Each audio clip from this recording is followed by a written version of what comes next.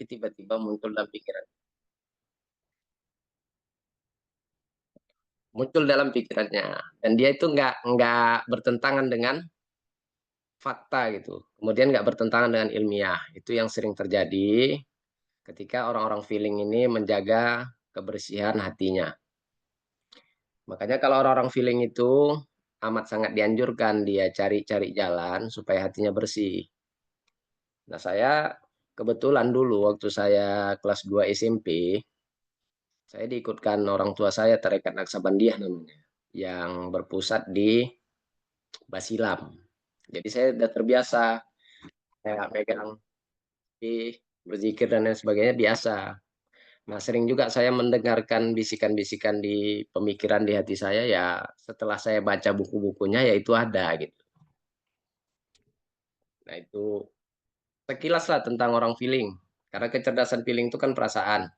Kalau di dalam Quran, karena saya Islam kan, mungkin kalau yang non Muslim punya juga referensi dari kitab-kitab mereka. Kalau di Islam ada gini dia, wattaqullah wa yu'allimukumullah.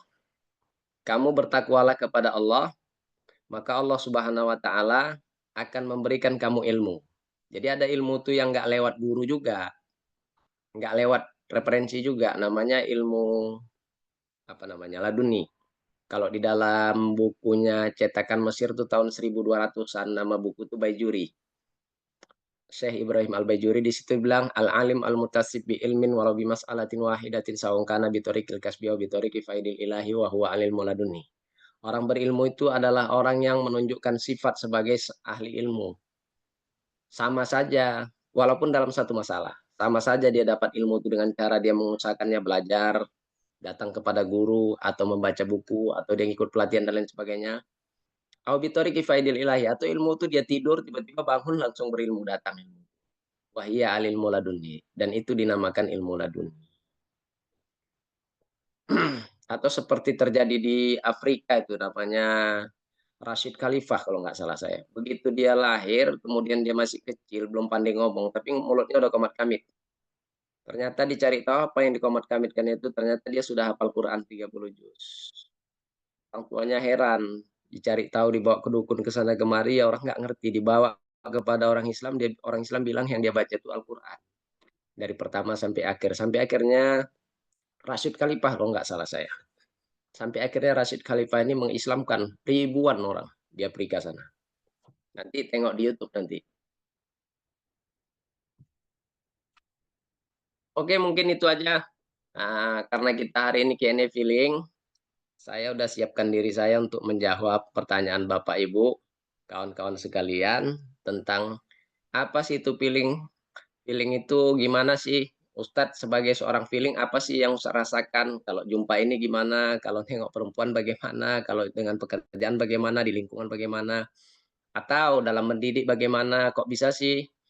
Kayak saya kan, anak-anak biasanya kalau diasuh orang feeling, kalau feelingnya itu benar, biasanya anak-anak itu mendapatkan kasih sayang yang banyak. Mereka betah. Kenapa? Bahkan mereka merasa lebih disayangi ketimbang di rumah mereka. Tapi kalau feelingnya benar-benar bekerja dengan baik. Tapi ketika feelingnya tidak bekerja dengan baik, maka orang-orang tuh merasa panas. Karena kan sejatinya feeling ini macam gunung Merapi. Kita kalau naik gunung tuh senang tuh, karena ada banyak buah, ada banyak pohon-pohon yang menaungi kita. Habis itu ada banyak hewan-hewan yang baik juga, ada kijang, ada apa. Tapi ketika gunung ini nggak baik-baik saja, dia meletus, maka dia akan mengeluarkan asap, orang nggak nyaman.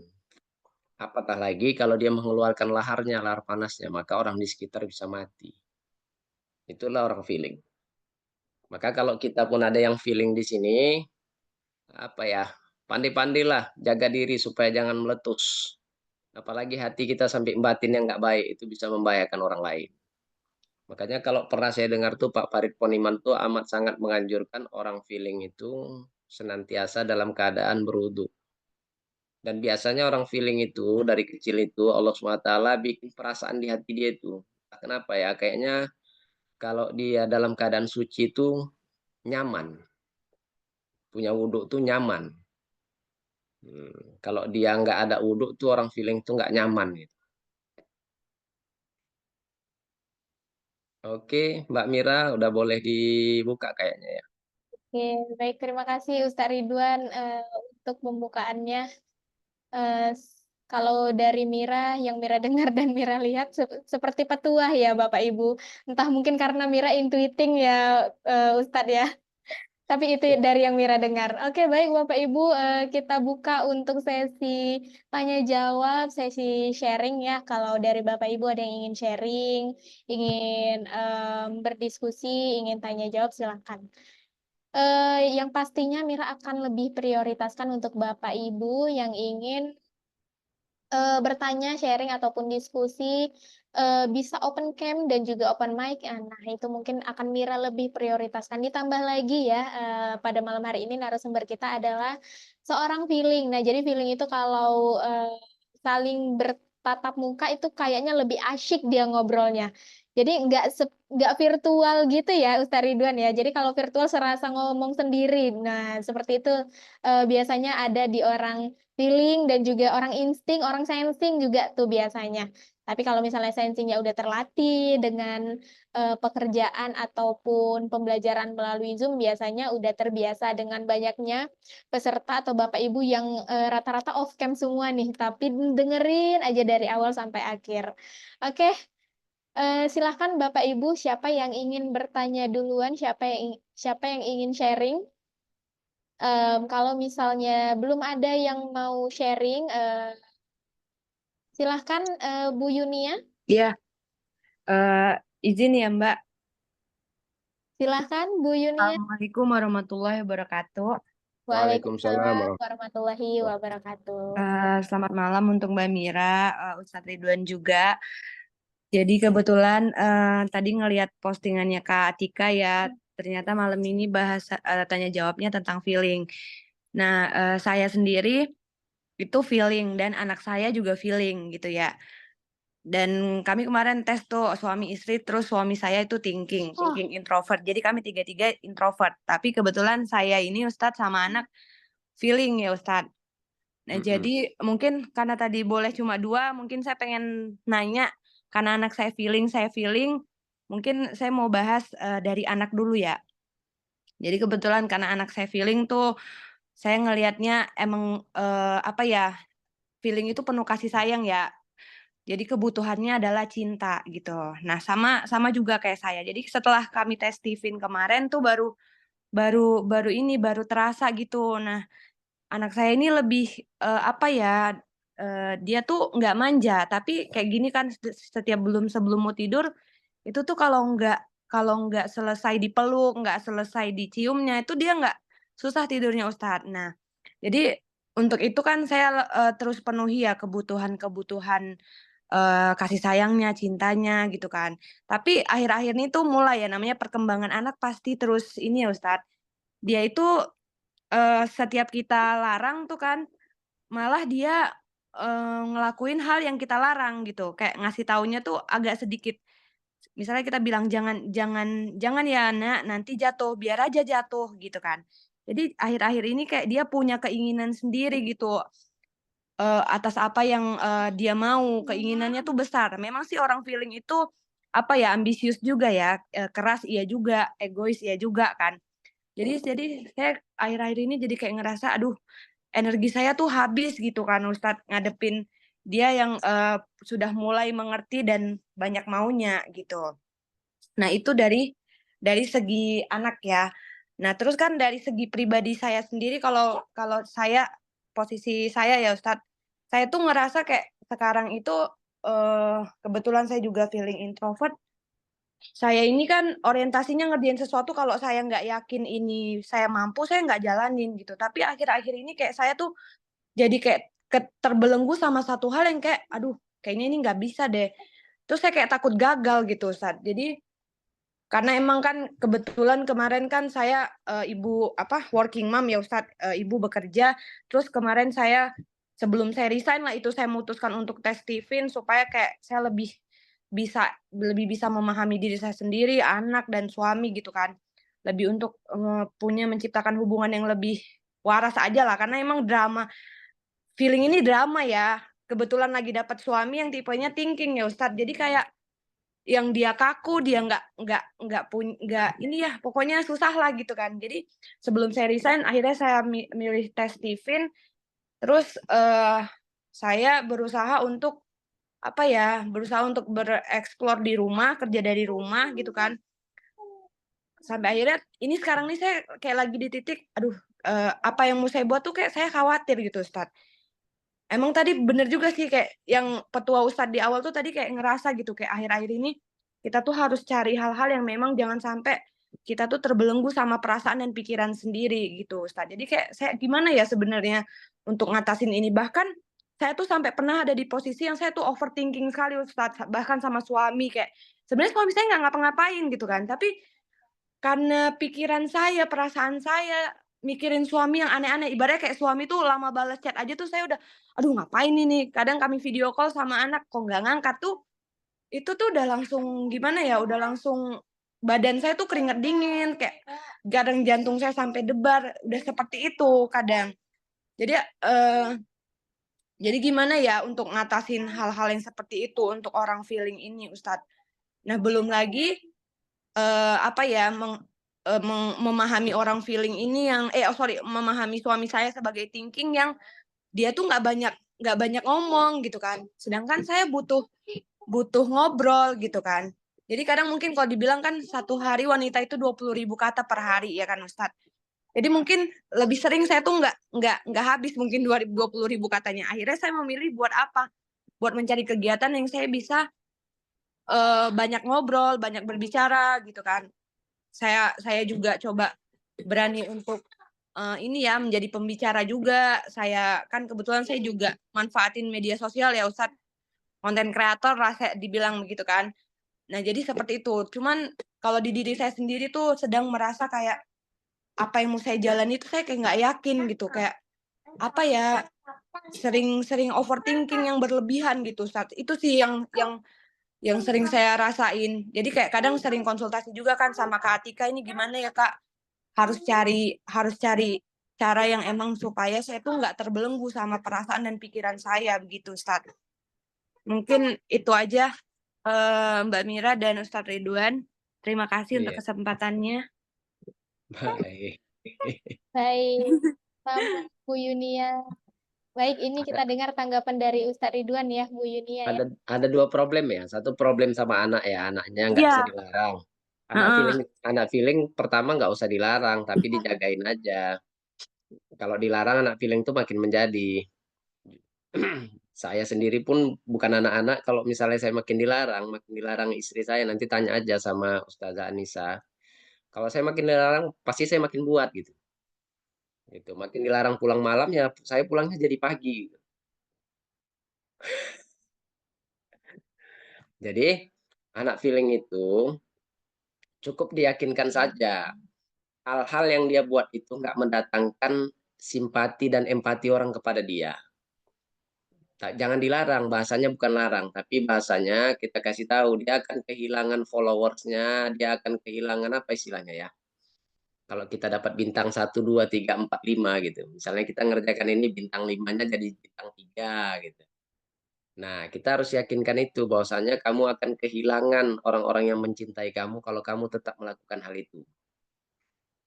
Nah, gimana caranya nanti Allah kasih ilhamnya itu sama kita. Misalnya kayak anak kita tuh kan suka kali main sampai maghrib gitu. Maka kita akan cari cara supaya gimana dia kalau buat itu lagi dia akan kehilangan cinta, kehilangan apa ya simpati orang, empati orang. Orang feeling tuh takut kali nggak dianggap, itu dia nggak dianggap ada gitu, nggak apa ya orang nggak sayang lagi tuh, nggak ditengok orang gitu.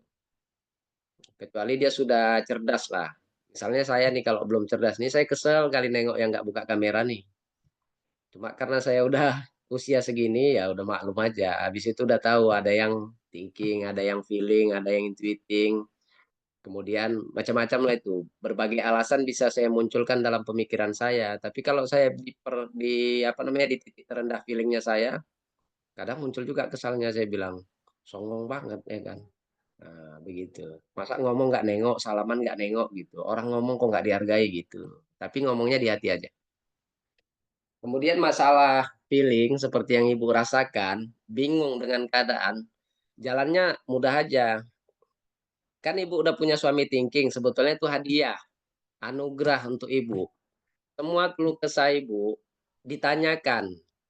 Nah, bahasanya ditanyakan kepada suami, nanti suami itu akan memberi ide kepada Ibu. Ide orang thinking itu bagus sekali. Orang thinking ini kalau kita nanya sesuatu itu dipikirkan sampai bisa dia menjawab. Nah, seperti yang saya alami sekarang, saya punya problem banyak belakangan ini. Rupanya guru saya yang thinking senantiasa dampingi saya. Ada guru saya Ustadz Yusuf Borgamites, thinking introvert. Jadi saya ngomong aja, saya omongkan aja semua. Nanti dia diam lama, mungkin hari ini, mungkin besok, dia kasih jawaban. Dan jawaban itu memuaskan. Analisanya tuh luar biasa orang thinking itu. Memang mereka nggak banyak bicara, tapi setelah kita dengar analisa mereka itu memang luar biasa. Hati kita akan tentram. Jadi sebetulnya Ibu udah difasilitasi Tuhan, difasilitasi Allah, suami yang thinking.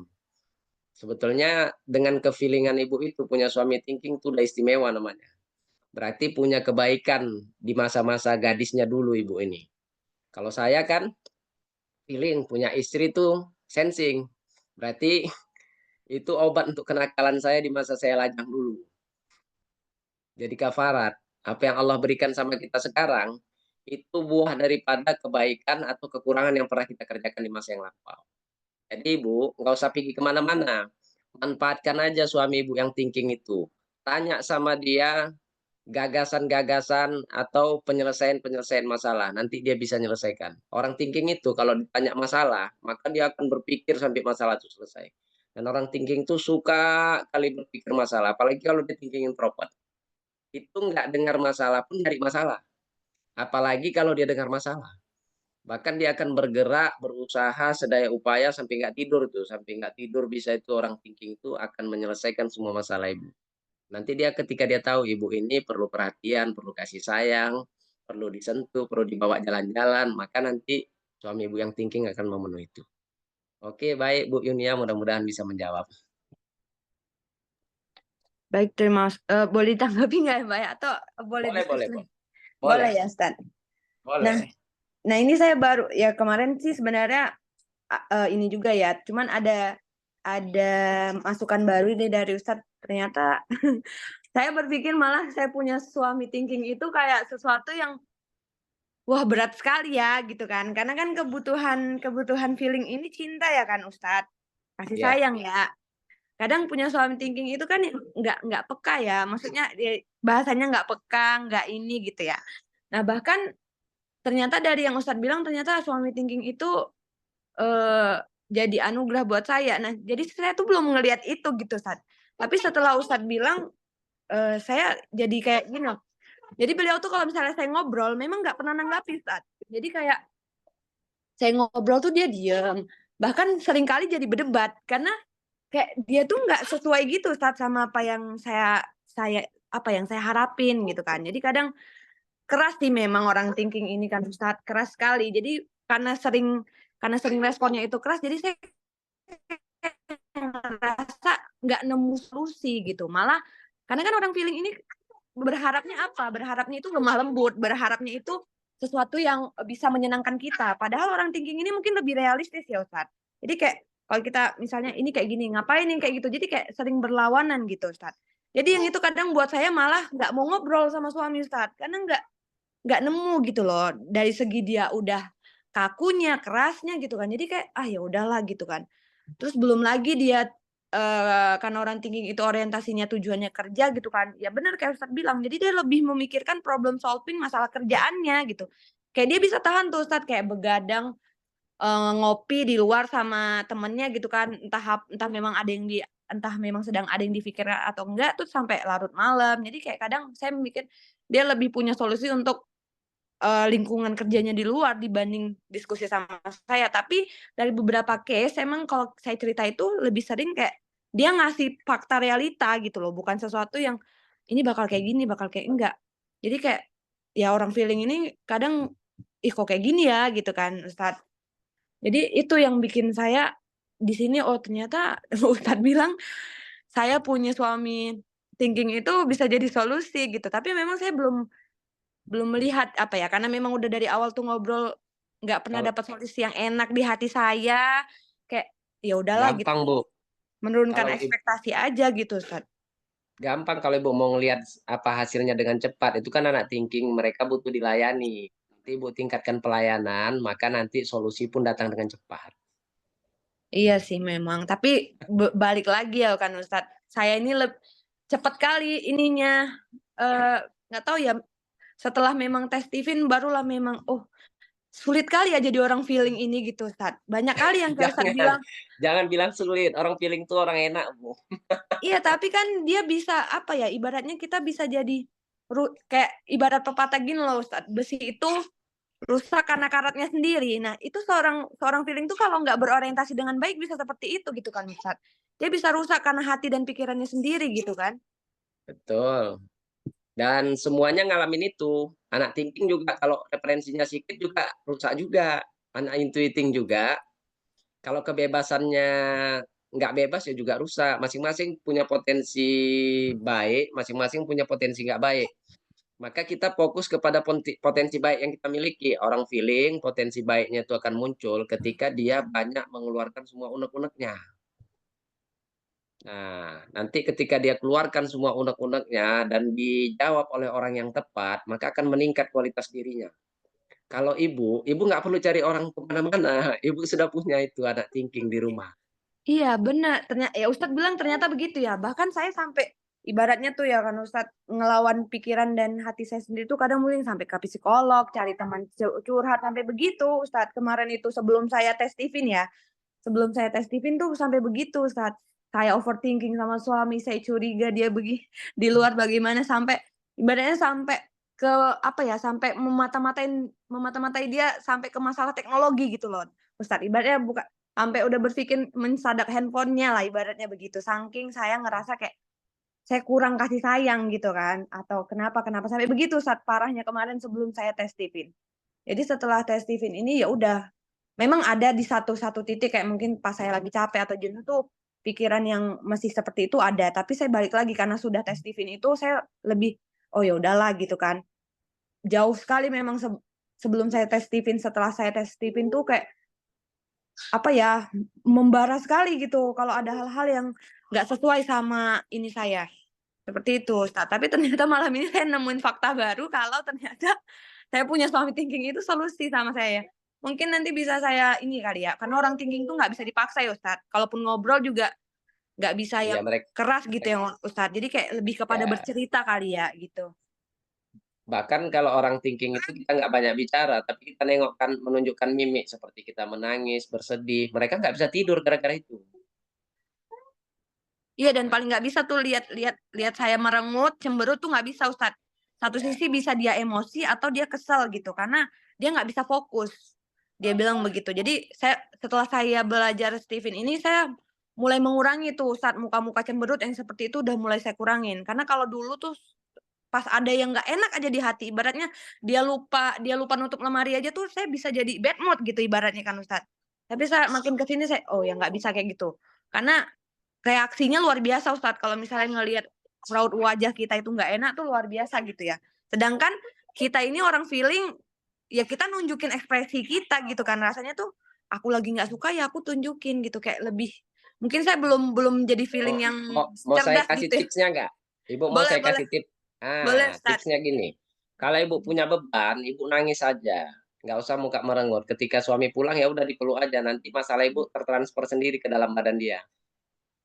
Oh gitu ya? Nggak usah gaduh-gaduh. Iya Cukup iya nangis iya. aja. Ibu nangis aja, nggak usah cerita pun. Kalau sama suami ibu yang thinking itu, nanti Mhm. dia nanya sendiri, kenapa, Dri? Apa yang mau abang penuhi?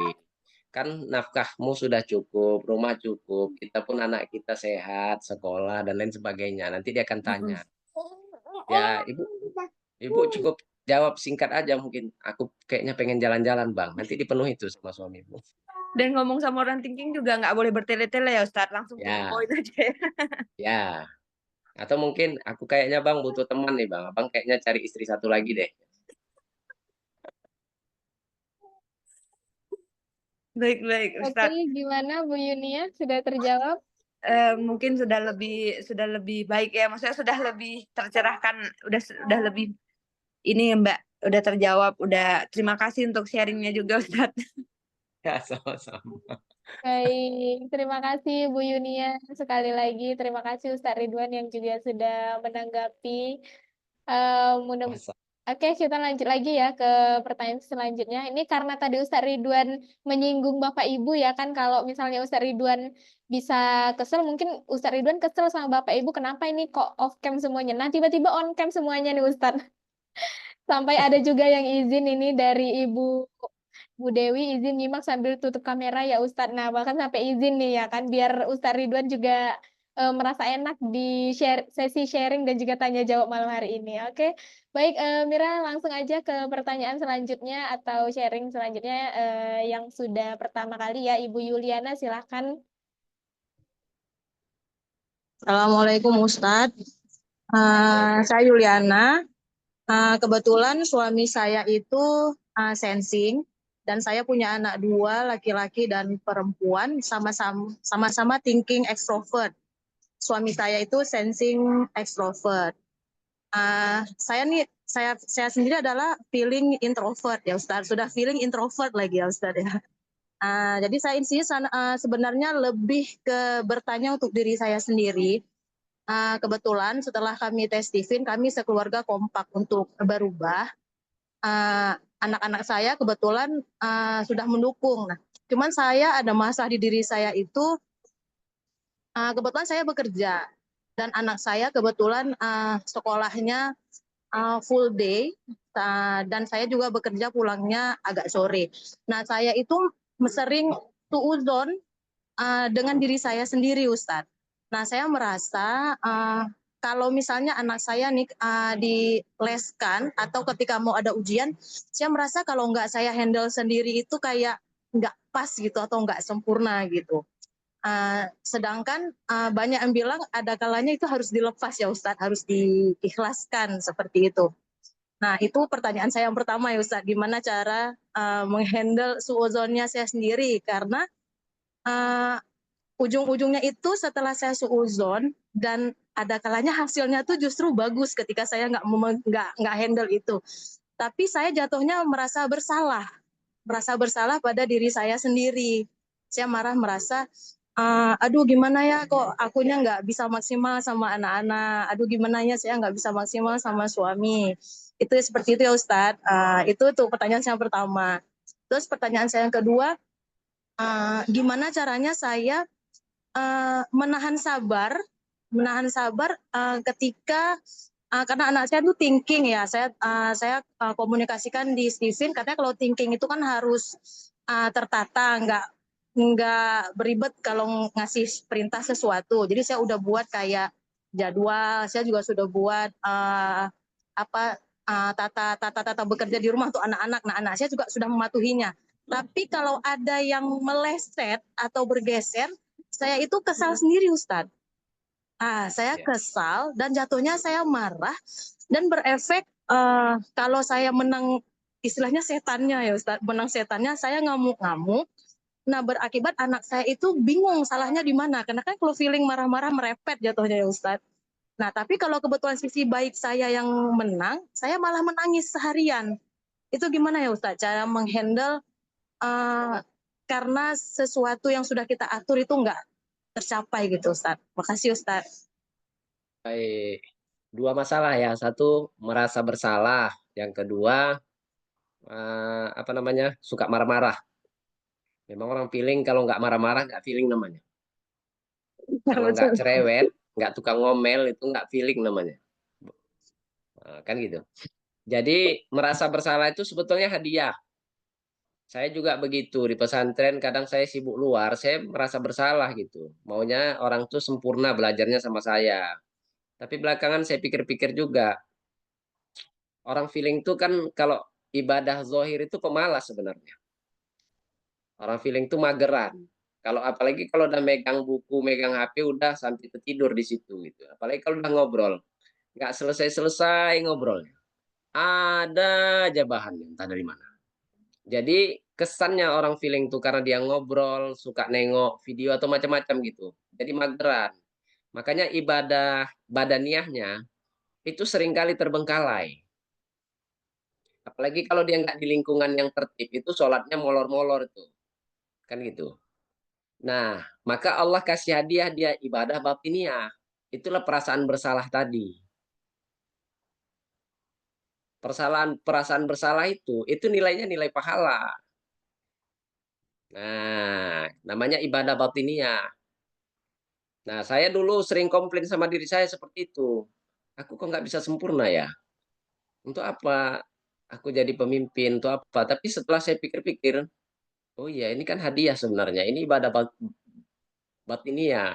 Perasaan bersalah itu ada nilainya di sisi Allah. Semakin kita merasa bersalah, nggak sempurna, maka Allah Subhanahu wa taala akan berikan solusi yang lebih baik nanti.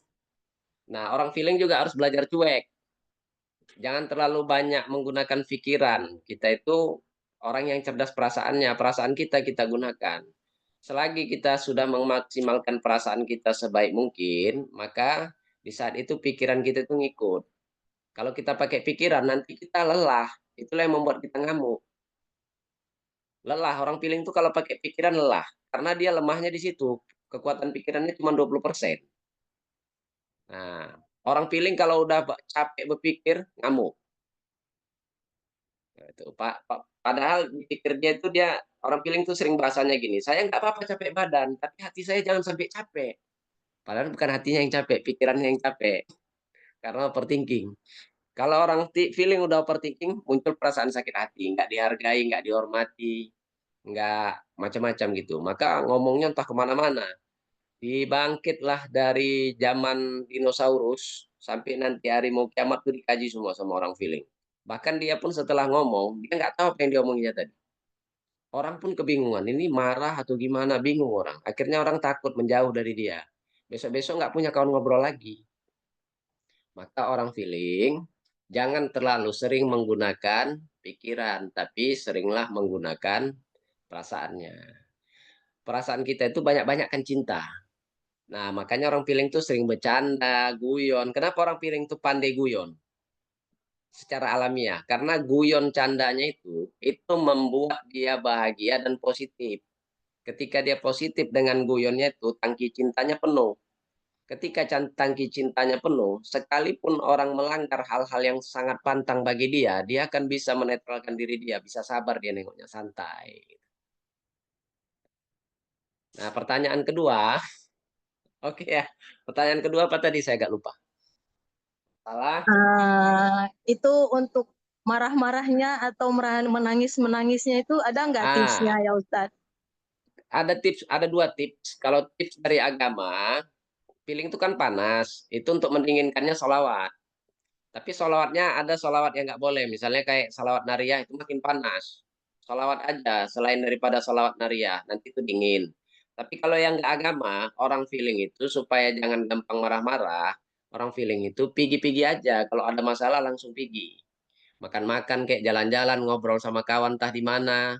Kan gitu kan, nonton film kartun, pokoknya dia udah banyak ketawa-ketawa, cekakak-cekiki, pulang lagi, tengok lagi masalah itu, baru dia bisa santai. Baru dia bisa ngomong dengan baik dan benar. Bahkan saya seperti itu.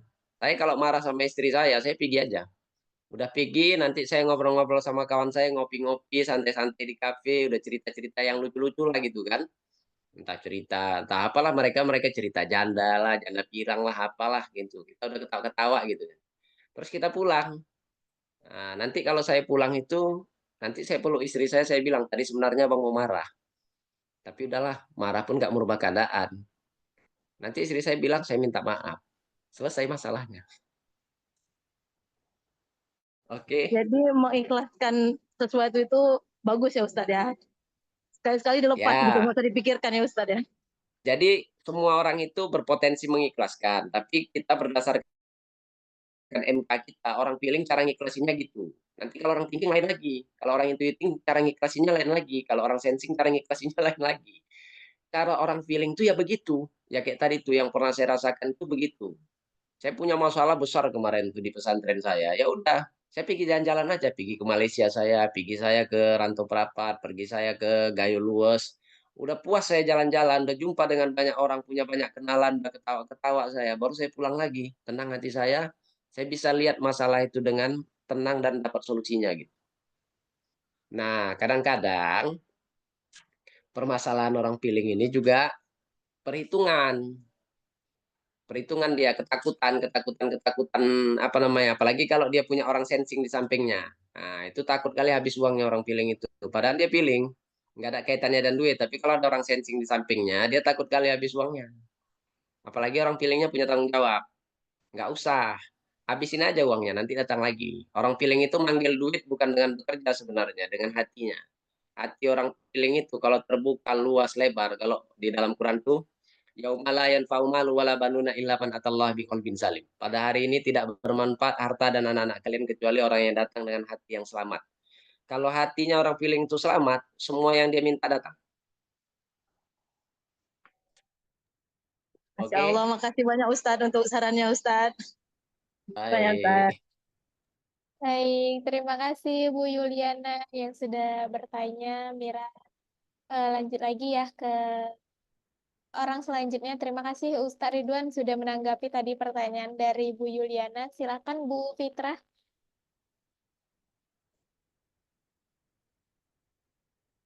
Silahkan di open cam dulu, Bu Fitra. Belum kedengaran nih suaranya. Maaf. Mikrofonnya dibuka. Terima kasih Mbak Mira kesempatannya. Eh, Salam kenal Ustadz Ridwan. Saya Fitra dari Bukit Tinggi, intuiting extrovert, dan anak saya perempuan umur 7 tahun feeling extrovert. Abangnya juga intuiting extrovert, umur 12 tahun. Yang ingin saya tanyakan adalah bagaimana mengatasi anak saya ini tiba-tiba bad mood gitu. Maksudnya kita udah situasinya aman, saya udah tahu dia anak feeling. Misalnya kita mau jalan-jalan nih, suruh pilihlah snacknya apa yang mau, udah disilahkan seperti itu. Tapi dia tiba-tiba dia langsung bad mood gitu. Maksudnya saya nggak tahu, saya lagi-lagi milih-milih juga, dia langsung nggak tahu, dia langsung bad mood lah gitu, nggak tahu kenapanya gitu kan. Akhirnya kebiasaannya seperti itu kadang merusak suasana, atau kadang saya juga kepancing emosi kepada dia gitu. Nggak tahu apa-apa, ditanyain emang apa maunya gitu, ada sesuatu yang menyakitinya, dia nggak mau ngomong gitu, nggak tahu. Jadi kita nggak tahu permasalahannya bagaimana. Kadang akhirnya kita jadinya marah, emosian. Pertanyaan kedua, anak saya ini agak susah untuk menghafal ayat, Ustadz. Walaupun saya sudah memberikan sering-sering, karena anak feeling setahu saya dari dari pendengar audionya. Tapi saya sudah kadang mengulang-ulang lagi. Kadang mengulang-ulang tuh juga dia bad mood juga gitu. Didengarkan berulang-ulang, tapi kadang-kadang dia timbal karena dia sering belum betul, kita salahin misalnya kita benarkan gitu kan. Dia bad mood, akhirnya dia nggak jadi ngulang gitu. Nah, kayak gitu gimana cara tips-tips mengatasinya, Ustadz? Terima kasih, Ustadz. Baik. Masalah anak ya. Kalau masalah bad mood, orang feeling itu memang moodnya mood swing. Kadang-kadang dia diam karena terlalu berat pikirannya. Tapi juga kadang-kadang dia nggak mau, nggak, bukan karena orang lain sih. Sebetulnya mudah aja sih kalau orang feeling ini, kalau dia lagi bad mood. Kita datang jangan nanya-nanya, tapi kita datang dengan senyum manis aja. Disenyumin aja. Misalnya kayak saya tuh kan, kalau saya sering juga tuh kalau di mobil saya sama ustadz saya itu saya bad mood. Jadi ustadz saya senyum aja dia. Nengokin senyum gini. Akhirnya saya pun ketawa nanti. Nah, ini Ustaz Ridwan katanya. Ustaz Ridwan, orang feeling tuh senang dipanggil-panggil namanya, Bu. Misalnya nama anak ibu siapa? Misalnya siapa nama anak ibu? Adibah. Adiba, misalnya panggil. Adiba, anak mama, cantik kan anak mama. Nanti dia kegeeran sendiri, Bu. Orang feeling tuh gampang kali dibikin GR. Nah, jangan ditanya-tanya. Kalau ditanya-tanya dramanya makin banyak. Ustaz sakit ya? Ya Allah, kenapa sakit apa? Betulan sakit. Masalahnya apa Ustadz? Oh jadi besar, masalahnya kecil Bu. Sama orang feeling kalau ditanya masalahnya apa? Jadi besar. Jadi lebay dia. Tapi kalau didatangin aja, Adibah, manis kali ya anak mama ah. Adibah, gerem kali nengok anak mama ini. Nanti dia akan senyum sendiri. Apalah mama ini, suka kali ganggu-ganggu, paling gitu. Nah, kan kayak gitu. Kalau saya udah setua ini digitukan, Ustadz, oh Ustadz. Nah, paling saya cengengesan, senyum. Nanti ngomong sendiri, selesai masalah kalau untuk masalah mood. Memang orang feeling itu kadang-kadang kalau ada yang dipikirkannya atau kenangan-kenangan buruk pernah dia rasakan, terus dia melamun teringat, itu jadi jelek mukanya. Jadi nggak enak. Misalnya saya lagi dengerin ibu tadi, tapi saya lagi ingat kenangan-kenangan buruk yang pernah saya alami, tiba-tiba nanti mood saya jadi jelek. Ibu nanya pun jawaban saya nanti nggak enak. Makanya saya kalau ngomong, seringkali kalau saya ngomong tuh supaya aman, saya pegang tasbih. Habis itu saya sambil zikir dalam hati, Allah, Allah, Allah, Allah. Nanti mood saya bagus. Kemudian tadi yang keduanya, masalah apa tadi? Hafalan Al-Quran. Hafalan Al-Quran. Nah, orang feeling Bu, nggak usah diharap kalau dia masih kecil cerita hafalan Al-Quran. Orang feeling itu dia hanya akan mau menghafal hal yang relate dengan perasaan dia dan dia mengerti. Sama kayak orang intuiting juga. Mereka nggak akan mau menghafal sesuatu kalau yang nggak relate dengan perasaan mereka. Jadi dulu saya pernah waktu masih lajang tuh nganggur. Nganggur udah tamat sekolah sih. Habis itu saya juga sudah belajar agama tapi belum ngapal Quran 30 juz. Jadi saya ditekan sama orang tua saya, dibilang kau laki-laki pengangguran, siapa yang mau sama kau? Makan agama aja anak orang. Mana ada orang mau sama kau, berjubah-jubah lagi, berjenggot-jenggot. Nggak laku kau nanti. Kita orang Padang ini harus rajin. Saya kan orang Minang. Siapa orang mau ngasih uang hilang sama kau katanya kan gitu. Kan sakit hati kita, mama kita yang bilang. Jadi saya duduk di belakang rumah. Kebetulan saya punya kebiasaan hobi baca buku walaupun nggak pernah selesai bacanya. Saya baca buku terus ada apa namanya daftar isinya dulu saya baca. Nanti mana yang saya butuhkan itu yang saya buka. Atau kalau saya nggak mau random saya bacanya dari belakang ke depan. Judul belakang dulu baru judul. Kalau selesai itu pun mungkin karena saya sambil jalan-jalan baca bukunya. Nah, pas saya pergi ke dapur itu, memang Allah SWT tuh senang ngibur orang piling itu dengan hal-hal yang nggak diduga. Jadi saya pergi ke dapur, saya tengok buku saya buka buku di situ ada ayat. Am hasibatum an tadkhulul jannata wa lamma ya'tikum mathalul ladzi khalau min qablikum massatuhumul ba'sa wad dharra wa zulzilu hatta yaqula ar-rasul wal ladzina amanu ma'ahu mata nasrullah ala inna nasrullahi qarib.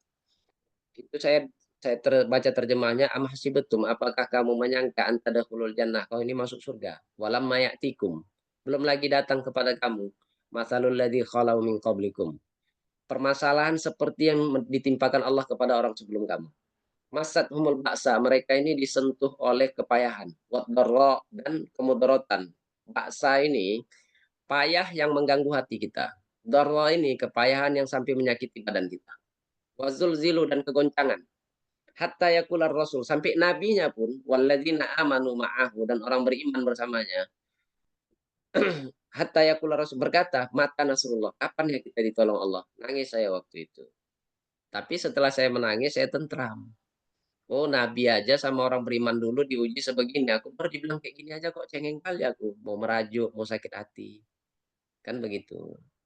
Nah dari situ ayat itu nggak pernah hilang dalam pikiran saya sejak saya baca sekali itu.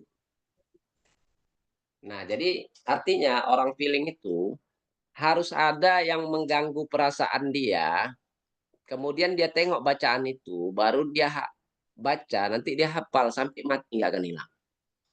Kalau masalah ngapal Quran 30 juz, kenapa saya bisa hafal Quran 30 juz? Karena saya terganggu dengan keadaan keluarga saya. Keluarga saya itu, kakak saya yang perempuan ada juga nggak pakai jilbab, sebagian juga ada juga yang nggak sholat. Nah, saya baca-baca cerita masuk neraka dan lain sebagainya. Tapi saya nggak pernah mikirin mereka. Kan begitu. Rupanya saya baca hadis. Man qara al-Quran. Siapa yang baca Al-Quran. Wastazharahu. Kemudian dia menghafalnya. Wahalala halalahu. Dihalalkan yang dihalalkannya. Waharrama harramahu. Diharamkan yang diharamkan Quran. Ada khalahullahul jannah. Allah jamin dia masuk surga. Wasyafa'ahu asyrata min ahli baiti. Qad wajabat lahunnar. Dan Allah Subhanahu wa taala akan memberi kekuatan kepadanya mensyafaati 10 anggota keluarganya yang seharusnya masuk ke dalam neraka.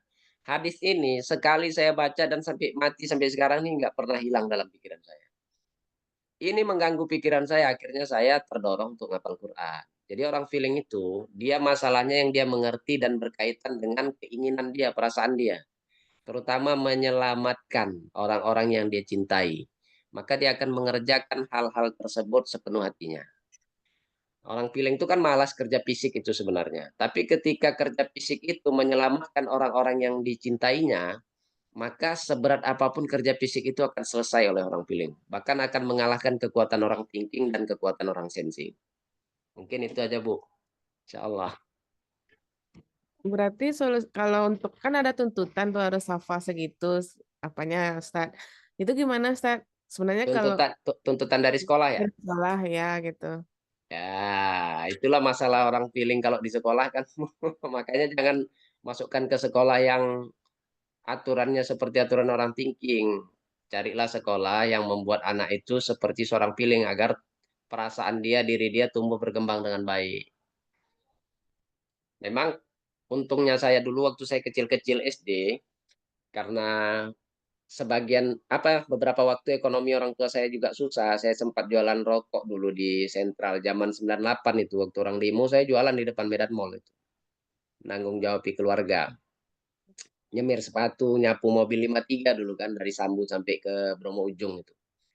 Nah, saya banyak dapat kebebasan semenjak itu karena saya sudah berjasa dalam keluarga, menolong mereka untuk membantu perekonomian keluarga. Waktu itu kakak saya sekolahnya agak mahal tuh di Warna, kalau nggak sekolah situ nggak mau. Akhirnya kami nyari duit sebanyak-banyak sama almarhum abang saya. Semenjak itu saya sekolah itu ya suka-suka hati. Bahkan dulu saya sekolah di SMP Negeri 23 Medan itu yang di Pasar Merah. Saya masuknya setiap hari jam 10 pagi manjat pagar. Nah, gara-gara itu saya jadi pintar jadinya. Coba saya ditertibkan seperti anak thinking. Mungkin saya sekarang ini banyak bengong-bengong kayaknya. Artinya anak feeling tuh mirip-mirip juga kayak intuiting. Nggak boleh perasaannya itu nggak bebas. Dia perasaannya harus bebas. Nggak ada paksaan. Harus hafal sekian, nggak ada. Dan dia juga nggak apa ya. Mesti ada alasan cinta lah supaya dia bisa ngapal Quran. Atau ibu carilah alasan gitu ngomong sama dia nanti nak kalau hafal Quran kasih triggernya. Bisa katanya orang yang hafal Quran nak, orang tuanya masuk neraka bisa diselamatkan. Ada kisahnya itu. Ada satu orang yang hafal Quran 30 juz. Waktu itu dia masuk ke dalam surga. Ketika dia masuk ke dalam surga ditengok carinya ayah maknya nggak jumpa. Maka keluar dia dari surga itu. Malaikat Ridwan pun komplain kok keluar. Nggak enak saya rasa surga ini katanya. Kenapa nggak enak? Saya tak lihat ibu dan ayah saya di sini. Nah, itu kan feeling sekali itu. Akhirnya dia jalan masuk dia ke neraka. Dia pijak-pijak api neraka tuh hampir padam api neraka. Sambil menangis dia tanya, "Aina anta abi, aina anta umi." Berjalan dia. Dia cari orang tuanya kemana-mana. Nah, itu nah kalau kau hafal Quran, andai ayah mak nanti masuk neraka, kau pasti akan selamatkan kami. Maka muncul perasaan cinta dari hati dia itu. Jangankan 10 ayat, 1 juz, 2 juz, 30 juz selesai itu. Dan itu harus sering diulang-ulang. Oke, Bu. Baik Ustaz, terima kasih jawabannya Ustaz. Baik. Oke. Terima kasih Bu Fitra yang sudah bertanya dan tentunya terima kasih juga Ustaz Ridwan yang sudah banyak menanggapin. Nah ini juga ada tambahan tanggapan dari Solver Ferry. Jadilah ibu yang dicintai anak feeling, biar anak feelingnya punya alasan untuk menghafal Quran demi untuk ibunya. Nah ini sesuai dengan apa yang Ustaz Ridwan juga sampaikan tadi ya Bu Fitrah ya. Mudah-mudahan selanjutnya anak feelingnya mau menghafal Al-Quran. Oke, Mira lanjut bacakan pertanyaan nih dari room chat ya Ustadz ya. Mira bantu bacakan. Ini pertanyaannya masuk dari Pak Chandra dari Palembang. Nah, pertanyaannya Assalamualaikum warahmatullahi wabarakatuh. Waalaikumsalam warahmatullahi wabarakatuh. Ustadz izin bertanya, bagaimana mendidik anak insting biar anak merasa bahagia jika dinasehati? Saya dan istri insting juga. Bagaimana baiknya Ustadz? Wah, berarti sama-sama insting ya Pak Chandra ya dengan anak. Oke, baik silakan Ustadz Ridwan tanggapannya. Anak insting ya. Benar, Ustaz. Anak insting itu pokoknya jangan ada hal-hal yang buat dia nggak nyaman. Kita tunjukkan sifat friendly sama anak insting. Makin bersahabat kita sama anak insting, maka anak insting itu semakin loyal sama kita. Walaupun kadang-kadang anak insting itu ya kalau sama anak feeling dia agak layas. Saya punya santri itu kalau saya gundulin dia saya yang gundulin. Itu mukanya langsung nggak suka sama saya yang insting itu. Tapi kalau saya canda-canda, kalau saya bercanda lah gelut-gelut sama dia, habis itu saya ya kita lebih jadi contoh sih kalau sama anak insting ini. Kalau kita suruh dia gundul, kita nggak gundul dia ngelawan. Kitanya gundul, kan gitu kan? Nah, maka nanti anak insting itu dia gundul juga kalau dia ngerasa nyaman sama kita, dia nganggap kita ini kawannya. Intinya kalau sama anak insting ini dia kita buat seakan-akan kita ini kawan yang paling nyaman sama dia.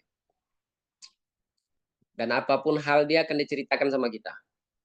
Tapi kalau kita ini macam orang tua atau macam apa ya, macam hakim, macam jaksa, macam pengacara atau macam polisi lalu lintas di simpang sana, itu anak insting biasanya jaga jarak, bahkan nggak segan-segan meninggalkan kita. Makanya kalau kita punya anak insting, buat hal-hal yang menjadikan dia itu merasa kalau kita ini adalah kawan terdekat dia. Maka dia akan buka semuanya dan dia akan berikan perkhidmatan yang lebih hebat lagi daripada yang kita berikan sama dia. Oke, mungkin itu saja dari saya. Mudah-mudahan bisa menjawab. Oke, terima kasih Ustaz Ridwan tanggapannya. Mudah-mudahan dapat menjawab dari pertanyaan Pak Chandra ya. Apalagi ini sama-sama insting nih, seharusnya bisa lebih memahami anaknya yang insting juga. Nah, Mira lanjut lagi ya ke pertanyaan selanjutnya. Ini dari Pak Juhermi atau Ibu Juhermi ya. Pertanyaannya, Assalamualaikum Ustadz. Waalaikumsalam. Maaf izin bertanya, bagaimana ya kalau orang feeling merasa tidak dihargai oleh orang tua atau suami?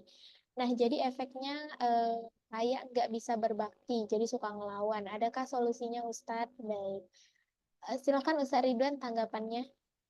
Orang feeling merasa nggak dihargai, bukan nggak dihargai sih sebenarnya orang feeling merasa nggak disayangi. Orang feeling itu nggak butuh penghargaan, orang butuh itu butuh disayangi. Nah, jadi menurut orang feeling, kalau orang menunjukkan rasa sayang, senyum, respect ketika dia ngomong, orang menengok dia, itu dia merasa dihargai, padahal enggak. Sebetulnya dia butuh disayangi. Maka supaya kita nggak mengemis-ngemis cinta kemana-mana, ya kan? Apalagi kalau kita udah berumah tangga, maka kita bikin manajemen cinta di rumah kita. Supaya ketika kita keluar, kita nggak ngemis-ngemis cinta lagi, penuhi cinta di hati kita. Kayak kita bercanda-canda dengan istri. Habis itu orang feeling itu jangan pernah ngomong serius. Seringkali orang feeling ini, apalagi yang suka apa namanya ya, yang agak cerdas gitu, yang IQ-nya agak tinggi, itu seringkali ngomong sok-sok serius. Padahal nanti ketika serius, puyeng, habis itu sakit hati. Apalagi kalau nanti kata-kata yang apa namanya feedback yang diberikan orang itu nggak pas dengan perasaan dia, tapi benar secara logika, dia tetap juga nerima tapi sakit hati gitu. Makanya orang feeling itu nggak usah serius kalau ngomong, supaya enak gitu. Kayak saya lah kalau sama istri saya itu, saya nggak pernah serius ngomong. Nanti kalau dia bilang, "Bang, nanti kita ke sana ya," saya jawabnya pasti nggak serius. Ya, ya, ya, ya, ya, ya, ya, ya, ya, ya, gitu. Oke, oke, oke, oke, oke, oke, oke, oke. Baik, baik, baik, baik, baik, baik, baik, baik. Oke lah kalau begitu misalnya gitu. Jadi nggak ada yang perlu diseriusin kalau kita orang feeling, supaya kita nggak sakit hati. Kenapa orang feeling sakit hati? Karena terlalu serius, sok pemikir. Nggak usah pakai pakai pakai akal gitu, nggak usah. Pakai aja jiwa kita yang guyon tuh. Jadi sehingganya apapun yang datang tuh walaupun serius, kita nganggapnya guyonan. Dan orang feeling kalau udah kayak gitu nggak akan pernah sakit hati lagi. Oke, Oke, baik. Terima kasih Ustadz Ridwan tanggapannya. Mudah-mudahan menjawab ya Bu Juhermi ya. Untuk pertanyaannya, Namira lanjut lagi ke pertanyaan selanjutnya. Ini dari Ibu Leli Ariana. Pertanyaannya, Ustadz mau nanya anak saya laki-laki feeling extrovert, bentar lagi mau masuk SMP. Apakah sebaiknya saya masukkan pesantren atau ikut kemauan dia aja ke sekolah umum? Silahkan Ustadz Ridwan tanggapannya. Iya. Kalau ngikutin ego saya masuk pesantren, Bu. Karena Ibu kalau ngikuti ego saya sebagai seorang ustadz, maunya semua anak-anak itu nggak usah sekolah umum masuk pesantren. Kan begitu. Tapi kalau nengok anaknya mau sekolah tuh pasti ada hal yang menyenangkan hati dia. Ibu cari tahu dulu, dia senangnya senang apa di sekolah itu. Kalau senangnya positif, kasihlah sekolah. Kalau senangnya negatif, maka carilah cara supaya dia memalingkan dari kesenangan negatifnya. Misalnya begini, anak ibu itu pengen sekolah karena di sekolah itu orang tuh bisa nongkrong-nongkrong, ngerokok-ngerokok. Kan gitu. Maka kan kesenangannya negatif. Nah, ibu harus cari cara. Nggak apa-apa sekolah juga, tapi kesenangannya jangan itu lagi. Kesenangannya yang lain. Mungkin kesenangannya karena di sekolah itu ada jalan-jalannya, misalnya. Atau karena di sekolah itu nggak kaku kali kayak di pesantren. Karena kadang-kadang orang feeling ini, orang cerita sedikit aja tentang pesantren, dia langsung dibawanya ke perasaan, ah nanti di pesantren begini. Padahal nggak semua pesantren begitu. Kan begitu. Nah, coba cari tahu dulu. Kenapa dia lebih memilih sekolah daripada masuk ke dalam pesantren. Kalau dia memilih sekolah itu karena hal-hal positif, maka ya biarkan saja. Orang feeling ini ngikuti kata hati dia. Seringkali kata hatinya tuh begini, begini, begini. Kalau kita tekan juga, kita larang, mereka ini nanti nggak berkembang. Kasihan nanti. Mungkin itulah. Iya, maaf Ustadz, Nah, anak saya ini mau masuk ke SMP Telkom karena dia suka IT. Terus eh, apa namanya? Kalau ke pesantren dia sebenarnya nggak nolak, cuman mikirnya tuh bisa sama orang tuanya gitu iya, untuk iya. memberikan pemahaman ke dia itu gimana Ustadz? Oh, berarti udah bagus anak ibu, nggak usah masuk ke pesantren. Udah bagus itu masuk IT karena dia pengen dekat-dekat sama orang tuanya. Anak feeling itu semakin sering dekat sama orang tuanya itu semakin baik.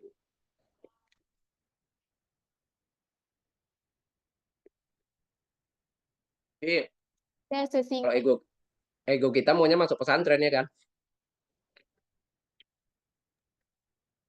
Oke, kira-kira paham ya sampai di sini ya, Bu Leli.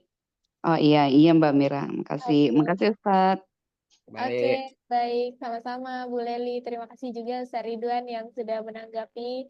Mira lanjut lagi ya ke pertanyaan selanjutnya. Ini dari Ibu Dwi Nur. Nah, pertanyaannya Ustadz mau tanya kalau cara belajar anak insting gimana ya Ustadz? Saya masukin anak sekolah full day tiap hari, dia ngeluh, pusing, dan untuk hafalan Al-Quran juga susah masuknya.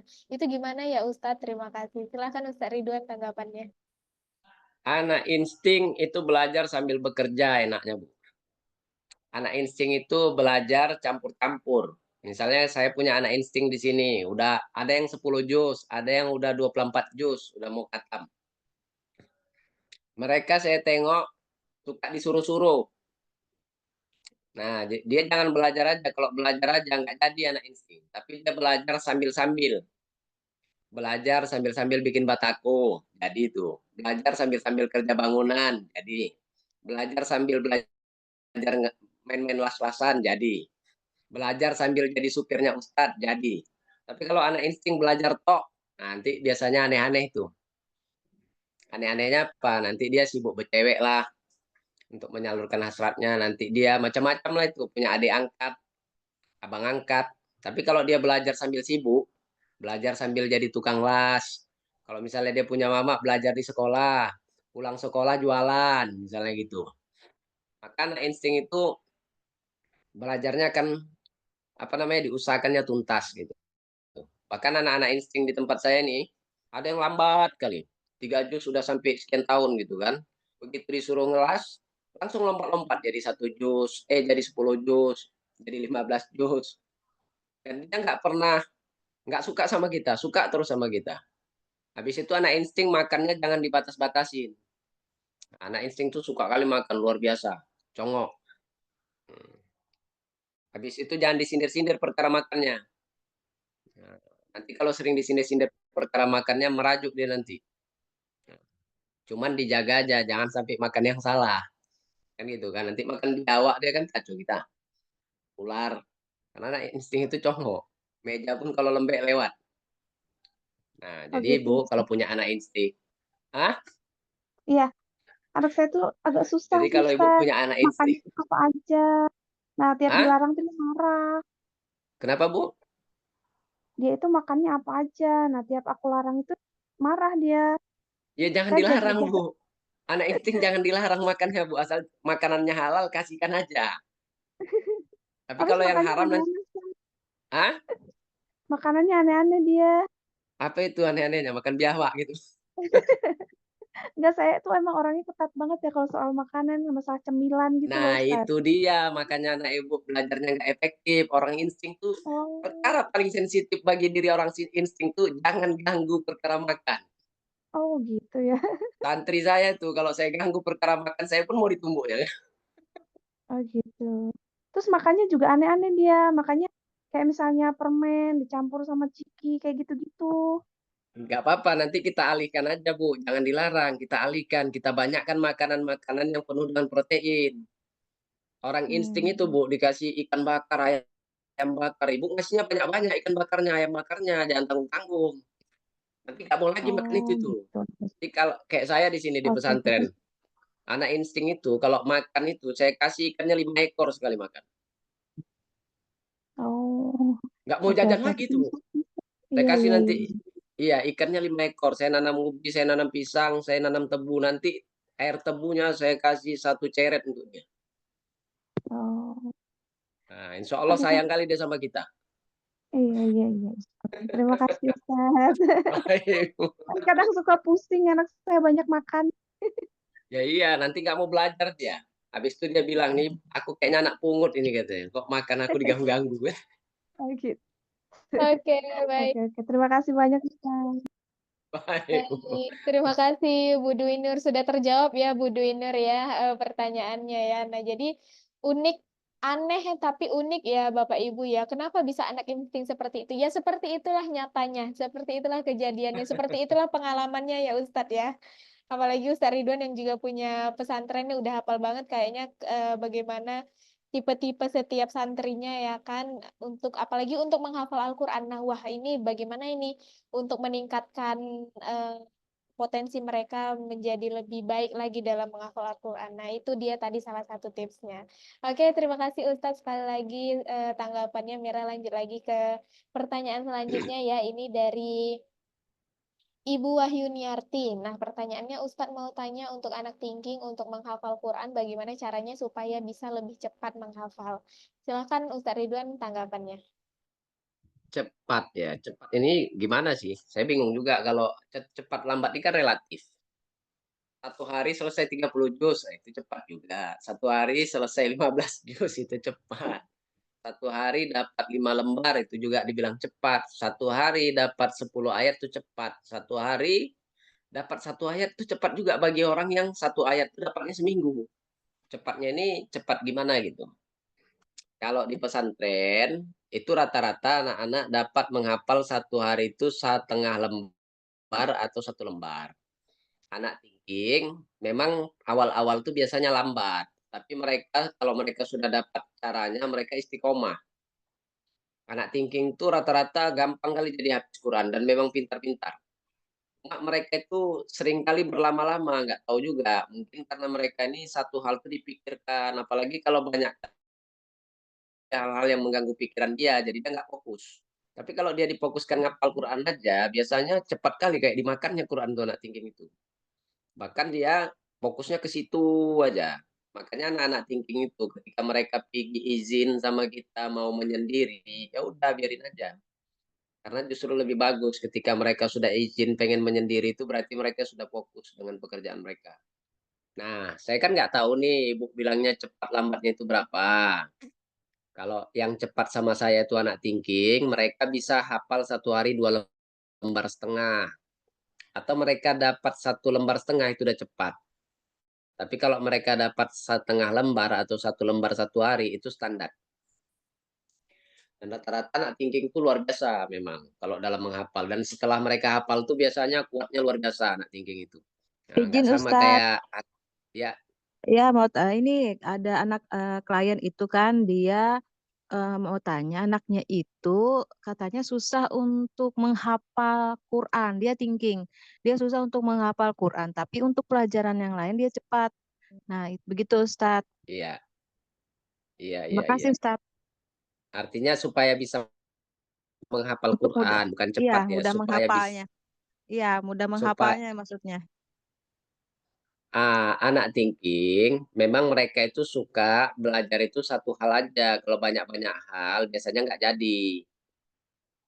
Mereka itu kalau yang saya perhatikan lah ya, ini rumusnya saya nggak tahu, tapi kalau saya tengok, misalnya kayak anak thinking di tempat saya, itu ngapal Qurannya bagusnya luar biasa, tapi ketika saya ajarkan bahasa Inggris, itu gondoknya minta ampun dia. Diajarkan bahasa Arab, gondoknya minta ampun. Dijelek-jelekkannya mukanya. Tapi setelah mereka selesai belajar hafal Al-Qurannya selesai, maka nanti mereka baru mau belajar bahasa Inggris. Mereka baru mau belajar bahasa Arab. Dan mantap daripada yang lain. Itu pula dia. Jadi model anak thinking ini dia nggak bisa belajar banyak dalam satu waktu. Dia satu aja. Makanya kalau dia udah pintar di bidang yang lain, jangan tutup di bidang yang lain lagi. Kadang-kadang kan orang tua ini suka kali ikut apa namanya, ikut pasar. Bukan ikut genetik anaknya, tapi ikut pasar. Oh ini pasar yang dibanggakan hafal Quran ini. Sementara anaknya pintar matematika. Maka nggak jadi bangga nengok anaknya pintar matematika. Padahal kan nggak semua juga jadi hafiz Quran. Nah, kayak anak thinking itu kalau dia sudah pandai baca Quran dan baik dan benar, dan dia nggak di sekolah yang khusus menghafal Al-Quran, udah jadilah itu. Kalau hafal sikit-sikit, dah untuk sekedar sholat, cukup itu. Tapi kalau dia memang di sekolah tahfiz, khusus menghafal Al-Quran, dia nggak bisa hafal itu baru anak thinkingnya bermasalah. Itu normal itu, Bu, karena dia bukan itu aja pelajaran dia. Jadi ada sudah pelajaran yang menjadi spesifikasi bagi diri dia, dia rasa. Dia fokusnya ke situ aja. Oke, Bu. Cukup jawabannya. Siap. Oh ya Ustadz, apakah ada hubungannya Ustadz, kan dia itu kan menalar ya Ustadz. Heeh. Apakah dengan artinya itu apa dia bisa lebih cepat hafal atau gimana ya? Misalkan dengan arti Ustadz cara belajarnya itu menalar, apa dengan artinya juga Ustadz? Justru tambah pusing, Bu, kalau anak thinking. Karena anak thinking itu kalau nggak dapat hakikat maknanya, maka dia nggak akan selesai, nggak akan pindah dari satu ayat itu. Makanya lah Sayyidina Umar tuh kenapa dia dijadikan prototype thinking. Umar itu, Bu, 20 tahun hafal Quran. Dia tidak Hmm. akan melanjutkan hafalan selanjutnya sebelum dia menghafal, mengamalkan, memahami 10 ayat yang dihafal. Nggak akan pindah dia ke ayat yang lain. Gitu loh orang thinking tuh. Makanya orang thinking itu kalau dikasih pelajaran campur-campur cenderung lama selesainya. Ini saya punya guru itu, guru hafalan Quran saya, itu thinking introvert, istrinya thinking extrovert. Dulu dia belajarnya dari SD kelas 4 itu. Selesainya dia itu setelah saya tamat SMA. 19 tahun. Kurang lebih dia ngapal Quran tuh sampai 15 tahunan. Dan cuma untuk ngapal Quran aja. Dan dia menjadi orang yang satu-satunya lah di antara guru-guru di Indonesia ini, makhorijul hurufnya yang paling mantap. Bahkan Asia ini diakui makhorijul hurufnya yang paling mantap. Kemarin udah saya bawa ke rumah Pak Peri itu. Memang nggak pandai bicara orangnya. Dia sayang sama saya karena tengok saya pintar bicara. Jadi saya jadi murid kesayangannya. Nah, mereka tuh suka kali khos dengan satu ilmu aja. Nggak mau mereka tuh ngambil ilmu-ilmu yang lain. Nah, itu orang thinking, Bu. Orang thinking tuh begitu. Oke, Bu, Oke, ada lagi? dapat Iya, dimengerti ya Bu Wahyuniarti iya, ya. siap. Makasih Ustadz. Baik. Baik. Terima kasih Bu Wahyuniarti. Mudah-mudahan menjawab. Terima kasih juga Ustaz Ridwan yang sudah menanggapi. Mira lanjut lagi ya. Ini ke pertanyaan selanjutnya. Ini pertanyaan dari Ibu Arista. Ustadz mau tanya, saya feeling extrovert, anak saya intuiting introvert. Anak saya nanti akan masuk sekolah Islam yang juga mengharuskan ada hafalan Al-Quran. Bagaimana agar anak merasa senang hafalan ya Ustadz, dan bagaimana agar saya bisa sabar mendampinginya? Baik, silahkan Ustadz tanggapannya. Anak intuiting bisa ngapal Quran asal dia tahu impact-nya di masa depan. Habis itu sebaiknya memang anak intuiting itu pintar dulu berbahasa Arab. Nah, kalau dia di sekolah yang khos ngapal Quran, kalau gurunya nggak pandai, anak intuiting nggak jadi. Tapi kalau dia di pesantren modern, yang dia itu ditekankan bahasa Arab, kemudian ditekankan nahwu dan sorobnya, qawaidul lughah al-arabiyahnya, kemudian dia disuruh ngapal Quran, biasanya mantap. Apalagi ayat-ayat yang berkaitan dengan peristiwa-peristiwa besar dalam Al-Quran. Itu mantap sekali anak intuiting. Nggak usah khawatir soal hafalan Qurannya kalau sekolahnya itu bukan khos menghafal Quran. Kebetulan kita di sini juga ada anak intuiting. Mereka ini sudah 24 juz itu. Dan amir santri atau pimpinan para santri di pesantren saya itu anak intuiting introvert. Dulu datang dia kepada saya, kebetulan saya anak feeling. Dia nangis-nangis, Ustadz saya mau ditarik orang tua saya dari pesantren. Kenapa? Karena saya lambat kali, udah 1 tahun cuma 3 juz. Mau dicampakkan orang tua saya ke Jawa. Tapi saya entah kenapa, saya nggak mau pisah dari Ustadz. Nangis-nangis di peluknya saya. Akhirnya saya telepon orang tuanya, Bu, anak ibu sudah selesai 30 juz, saya bilang. Dalam pandangan saya. Jadi jangan dituntut-tuntut lagi. Tolong ya Bu, nanti anak ini bisa stres, saya bilang. Oh nggak ada Ustadz, ayahnya itu Ustadz, katanya. Akhirnya mereka pun orang tuanya datang, saya kasih pengertian. Anak ini malam ini hafal, besok pagi hilang hafalannya. Malam ini hafal, besok pagi hilang. Akhirnya saya dapat stipin itu. Saya tahu anak intuiting itu dia bisa hafal kalau dia kenal peristiwanya. Jadi nggak akan bisa dia kenal peristiwanya kalau dia nggak bisa berbahasa Arab. Akhirnya saya nggak ngajarin ngapal Quran aja. Saya banyak ngajarkan bahasa Arabnya, habis itu ngajarkan kaidah-kaidah bahasa Arabnya. Terkhusus untuk dia. Saya kalau nerima setoran pasti saya ceritakan kaedahnya, nahunya atau grammarnya. Maka lama-lama dia cepat tahu grammarnya itu, senang. Akhirnya tiba-tiba dia lompat lompat mengalahkan kawannya beberapa juz gitu. Sampai akhirnya kawannya yang sudah 15, dia kemarin tuh 3, sekarang udah sama. Tahun 2023 kemarin udah sama, sekarang udah sama-sama 24 juz. Bahkan kawannya kemarin 23, dia udah 24. Kalah kawannya itu. Mungkin juga keberuntungan dia karena saya gurunya sebagai orang feeling. Dan dia tuh memang respect sekali kalau nengok saya sedih, dia sedih. Udah dari awal dia nyantri itu, saya tengok dia kayaknya perhatiannya besar kali sama saya, anak intuiting. Ternyata setelah saya tahu Stephen, oh pantesan dia ini anak intuiting dan introvert lagi. Kayaknya dia betul-betul apa namanya bucin lah nengok saya.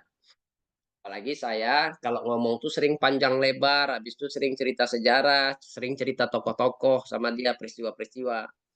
Maka dia ketika mau dipisahkan dari saya itu keberatan. Tapi setelah dia bisa bahasa dan bagus bahasanya, grammarnya bagus, anaknya sekarang bisa bahasa Arab, bisa bahasa Inggris. Kalah yang lain-lain itu. Yang dulu ngungguli dia sekarang udah ditinggalkan sama anak intuiting di sini. Makanya akhirnya saya angkat jadi pimpinan para santri. Jadi kalau saya pergi dari pondok ini, ya udah yang megang dia. Dialah jadi ustadznya, separuh ustadz dari pesantren.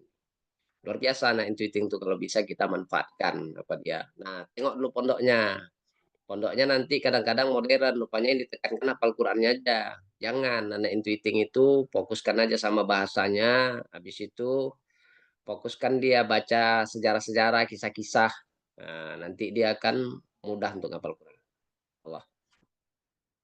Oke, baik. Terima kasih Ustaz Ridwan. Tanggapannya mudah-mudahan menjadi pencerah dari pertanyaan Bu Arista ya. Mudah-mudahan setelah ini Bu Arista sudah bisa mendapatkan jawaban, sudah tahu bagaimana mengatasi anak intuitingnya juga nih, berdasarkan pengalaman nyata yang dialami oleh Ustaz Ridwan.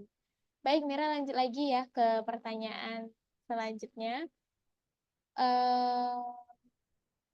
Ini tanggapan juga dari Ibu Putri, anak saya laki-laki feeling ekstrovert, alhamdulillah suka menghafal Quran karena lingkungannya, teman dan gurunya mendukung.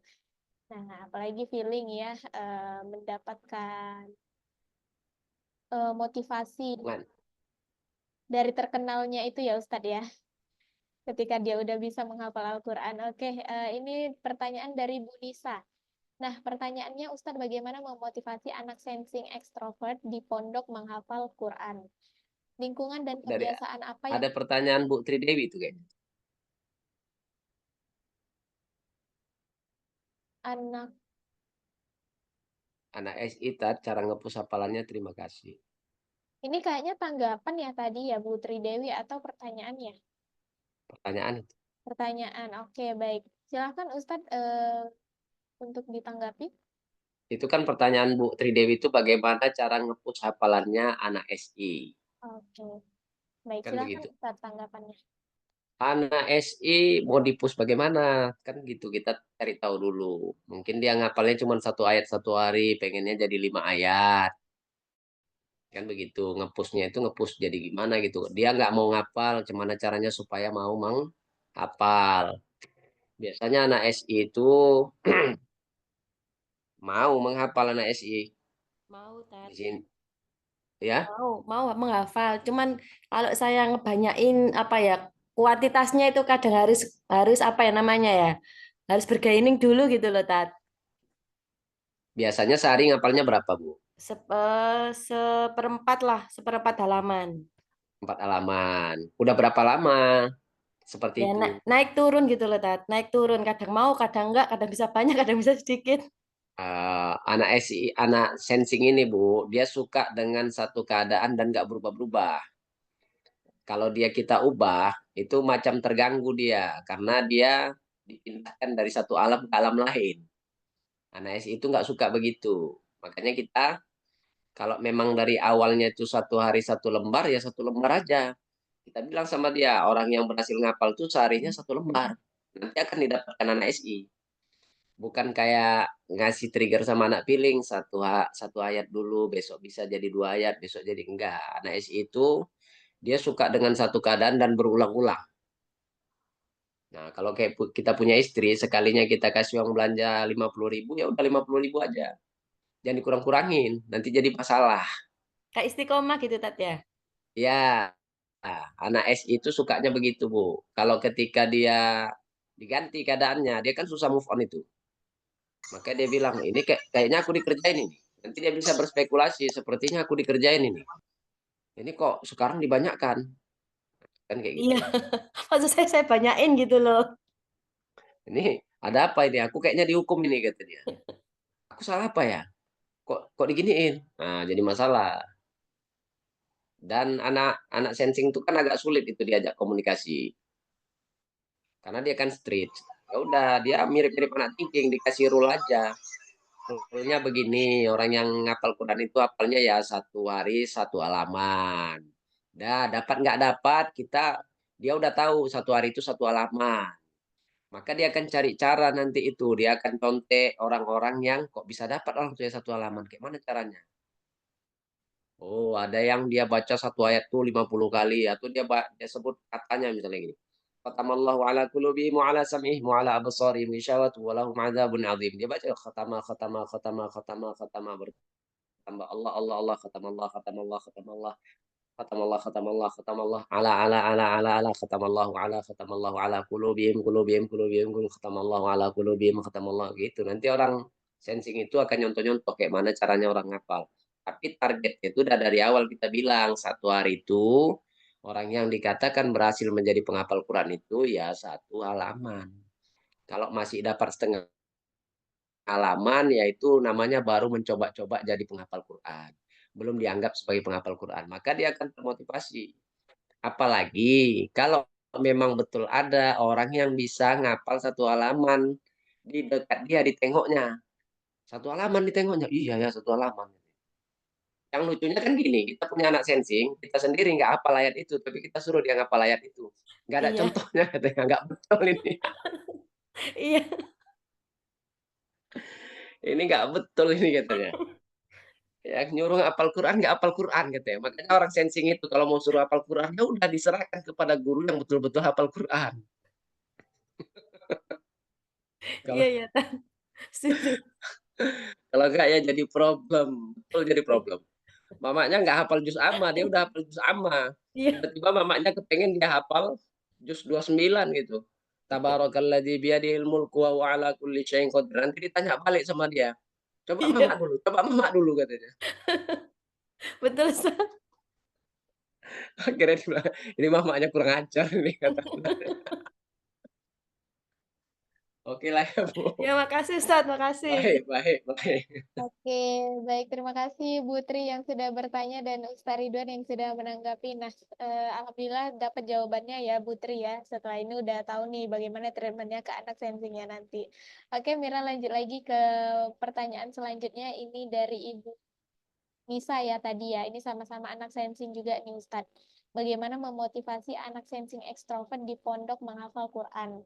Lingkungan dan kebiasaan apa yang sebaiknya dilakukannya di pondok untuk semangat terus? Nah, ini sebelumnya baru aja kita bahas ya Ustadz ya. Silakan jika ada yang mau ditanggapi lagi Ya. Ustadz. Nah, sekarang anaknya di tempat yang khusus ngapal Quran atau dia di pesantren yang banyak madah-madah yang lain seperti pesantren modern. Itu makan hati biasanya, apalagi anak SE. Itu istri saya itu pesantrennya Rodotul Hasanah, SE. Jadi dia sampai apa ya? Ada guru yang dia benci tuh, nggak suka dia. Saya bilang, itulah yang membuat ilmu kamu terhijab. Makanya kau nggak bisa jadi ustazah, saya bilang. Semenjak dia nggak benci lagi sama gurunya, maka teringat semua pelajarannya.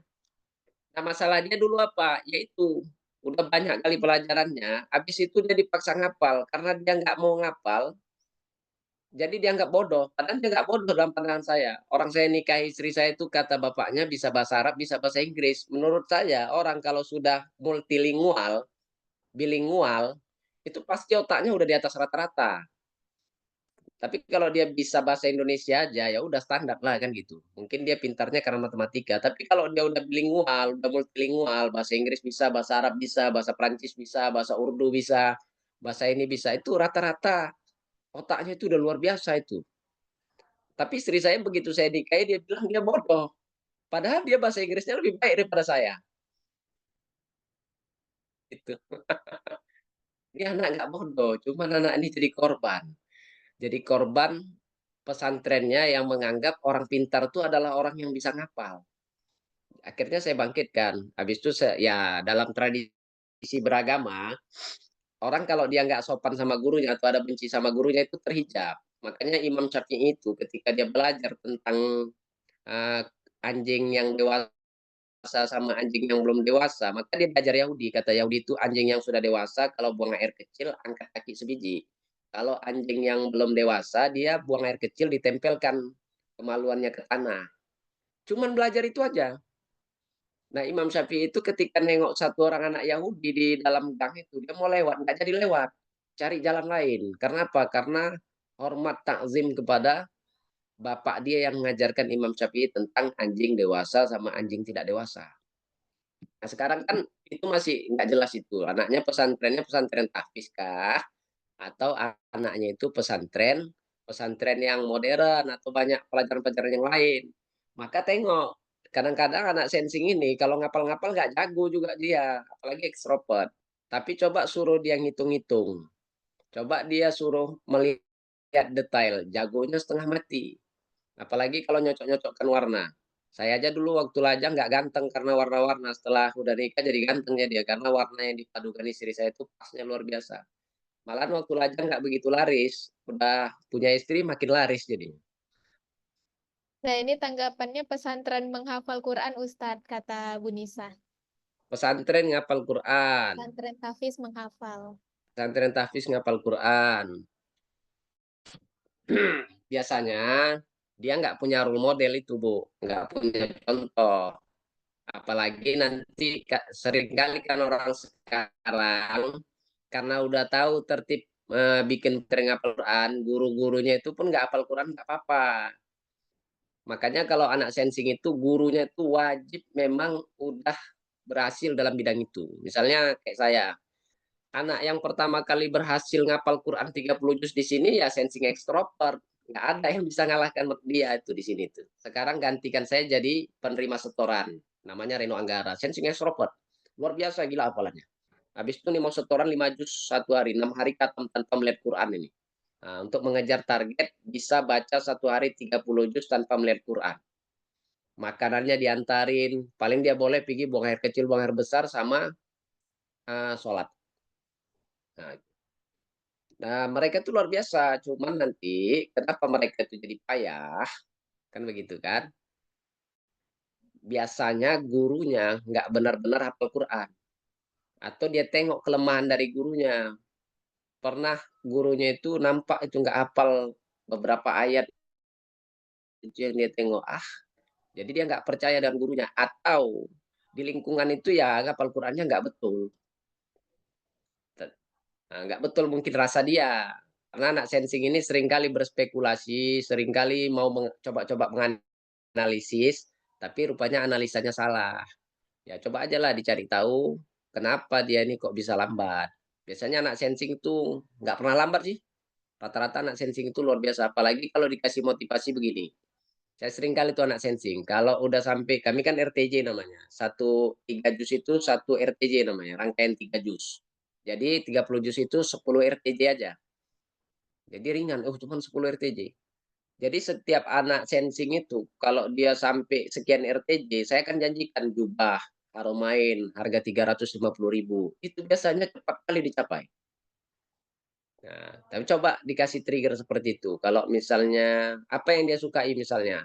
Barang-barang material yang bisa dilihat, didengar, disentuh, atau disuka duit, atau disuka jubah, atau disuka apalah gitu. Asal jangan perkara yang bisa merusak dia. Biasanya kalau anak santri itu dikasih hadiah sorban, dikasih hadiah jubah itu berebut, yang paling berebut itu anak sensing. Jadi sering kali saya saya challenge anak sensing di sini. Kalau kalian udah sampai RTJ 3, siapa yang duluan sampai RTJ 3, nanti saya belikan jubah Romain. Biasanya yang menang anak sensing. Oke, Bu. Oke, baik, terima kasih Ustaz Ridwan tanggapannya. Nah, terjawab dari pertanyaan Bu Nisa ya, mudah-mudahan dapat dipahami dengan baik. Oke, Mira lanjut lagi ke pertanyaan selanjutnya. Ini pertanyaan dari Ibu Fitrah. Nah, pertanyaannya Ustadz, bagaimana cara anak intuiting ekstrovert senang belajar, terutama matematika? Intinya kalau dia suruh belajar langsung cemburu, mimpi anak saya ingin jadi arsitek. Nah, ini sebelumnya kita juga udah bahas ya Ustadz tentang anak intuiting tadi ya. Tapi mungkin boleh jika ada yang ditambahkan Ustadz. Anak intuiting ya. Anak intuiting itu kata-katanya bukan suruh sih, sindir. Anak intuiting itu nggak suka disuruh memang, Bu. Jadi dia jangan pernah anak intuiting disuruh. Tapi dia dibangkitkan cerita-cerita masa yang akan datang.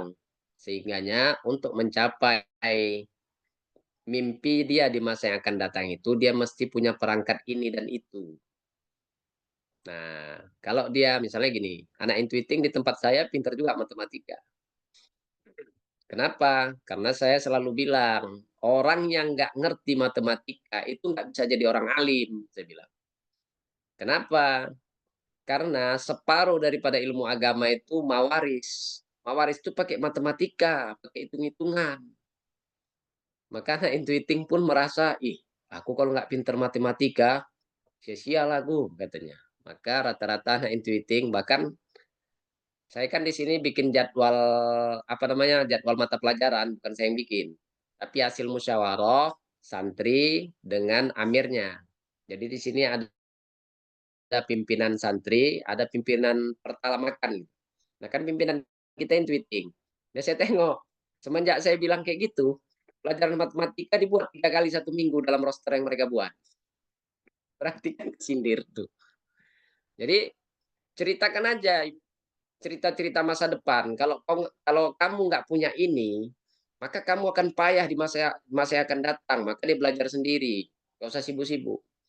Walaupun kayaknya dia cuek, tapi kalau udah diceritakan masa yang akan datang akan begini dan begitu, nanti dia akan sibuk cari tahu sendiri, belajar sendiri, bahkan bisa mengalahkan yang lain-lain.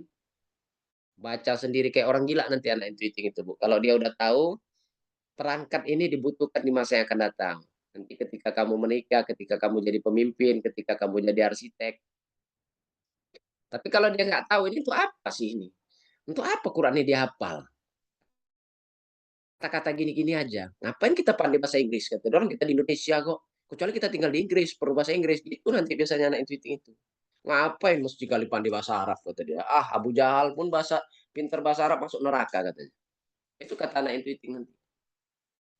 Tapi kalau dia tahu bahasa Arab itu bisa membuka keilmuan yang lain-lain lagi, bisa menyingkap rahasia-rahasia ilmu, maka dia lebih gila belajar bahasa Arabnya dibandingkan yang lain-lain.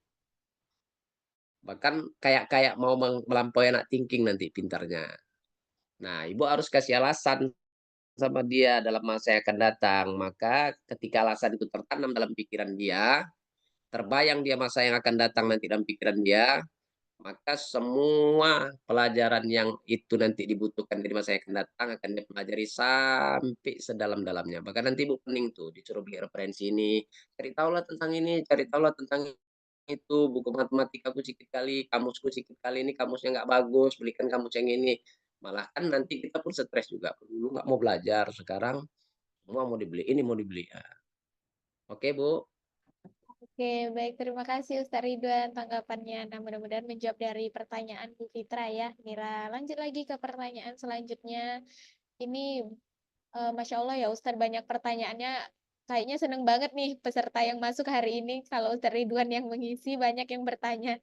Oke, ini Mira bacakan lagi pertanyaan selanjutnya. Ini dari Ibu Siri Hidayati.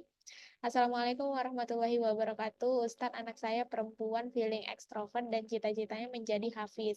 Sedangkan saya ibunya sensing ekstrovert. Bagaimana memotivasi anak saya tersebut biar cita-citanya bisa terwujud, Ustadz? Syukron, Ustadz. Wah, padahal pertanyaannya gampang ya, Ustadz Ridwan ya. Kayaknya dari pertanyaan juga udah langsung dapet nih jawabannya. Sudah selesai masalahnya. Benar. Jadi masalahnya anaknya nggak ada masalah apa-apa ya, Ustadz ya. Maksudnya Silakan gini Ustadz mungkin, Ibu, tanggapannya. maksudnya gini mungkin, Ibu ini khawatir takutnya cita-citanya itu kalau istilah kita apa ya, panas-panas teh ayam gitu. Orang SE itu mungkin Ibu ini pernah ngalamin satu orang cita-citanya gini, rupanya cita-citanya belum sampai tercapai, orangnya udah putus asa, ganti haluan mungkin gitu. Jadi ini maksudnya supaya terjaga dia tetap pengen jadi hafizah sampai kapanpun. Kalaupun sudah habis nanti hafalannya tetap dijaga sampai dia mati, kan begitu. Maka lagi-lagi kalau orang feeling itu triggernya apapun yang dia lakukan itu tujuannya untuk memelihara, menjaga orang yang dia cintai. Misalnya kalau saya ditanya sekarang, Ustadz sudah nggak punya ayah, nah, ya kan? Ustadz juga nggak punya anak, tapi Ustadz kok masih semangat hidup? Ya karena masih ada orang yang saya cintai, seperti ibu saya dan istri saya. Kan begitu. Karena mereka sangat saya cintai, jadi saya punya semangat hidup. Bahkan orang feeling itu, kalau udah nggak ada lagi orang yang dicintainya di dunia ini, dia bakalan mati. Nah, orang feeling itu bisa juga kayak orang sensing, gila harta. Kalau orang yang dicintainya itu merasa dicintai kalau orang feeling itu ngasih harta sebanyaknya sama dia. Makanya nanti kan kalau nengok saya kan, kok kayak anak feeling gitu. Nanti kalau saya ceramah gitu, kadang saya sindir itu. Orang bilang kan, Ustadz amplop. Saya bilang, Ustadz itu nggak butuh amplop, Bu. Saya bilang, Ustadz tuh nggak butuh sama amplop. Ustadz tuh butuh sama isinya. Saya bilang. Nah, kadang saya canda-candain lagi, nggak apa-apa, asal cocok amplopnya. Kadang dibilang orang, tapi anak feeling, Ustadz anak feeling, tapi ceritanya duit aja. Ya, karena anak feeling itu didampingi sama anak sensing dan dia tengok orang sensing yang dia cinta itu senang dikasih uang, maka dia perjuangkan itu. Nah, begitu juga ibu. Kalau ibu betul-betul senang anak ibu itu jadi hafizah, kemudian berkali-kali menceritakan untungnya satu orang ibu, satu orang ayah punya anak yang hafizah. Berkali-kali itu diulang-ulang, alangkah bahagianya nak kalau satu orang ibu, seorang ayah itu punya anak hafizah. Semana lawak udah tua ini, hafal satu hilang 1000, hafal satu hilang 10 katanya. Tapi kalau anak awak kan masih paten ingatannya kan. Kalau hafal anak awak apa namanya 30 juz Al-Quran, nanti orang tuanya nak dibangkitkan di akhirat dipakaikan mahkota. Tapi jangan paksa lah pula ya kan. Ini kalau dipaksa pula orang feeling tuh makin dipaksa makin nggak mau. Makin nggak mau. Misalnya dibilang, Ridwan jangan kawin lagi ya, makin kawin lagi tuh. Tapi kalau dibilang, abang mau kawin bang, kawin apa? Nggak kawin itu. Gitu dia. Dia makin makin dikasihkan, makin disuruh, makin nggak mau. Orang feeling itu jangan larang, makin dilarang makin menjadi. Kayak lagu Wali itu kan, jangan kau tuduh aku selingkuh, betul-betul selingkuh nanti dia. Nah, jadi dibilang, apalagi kalau dengar kata-kata, kakak nih kayaknya nggak serius ngapal Quran nih, nggak sungguh-sungguh.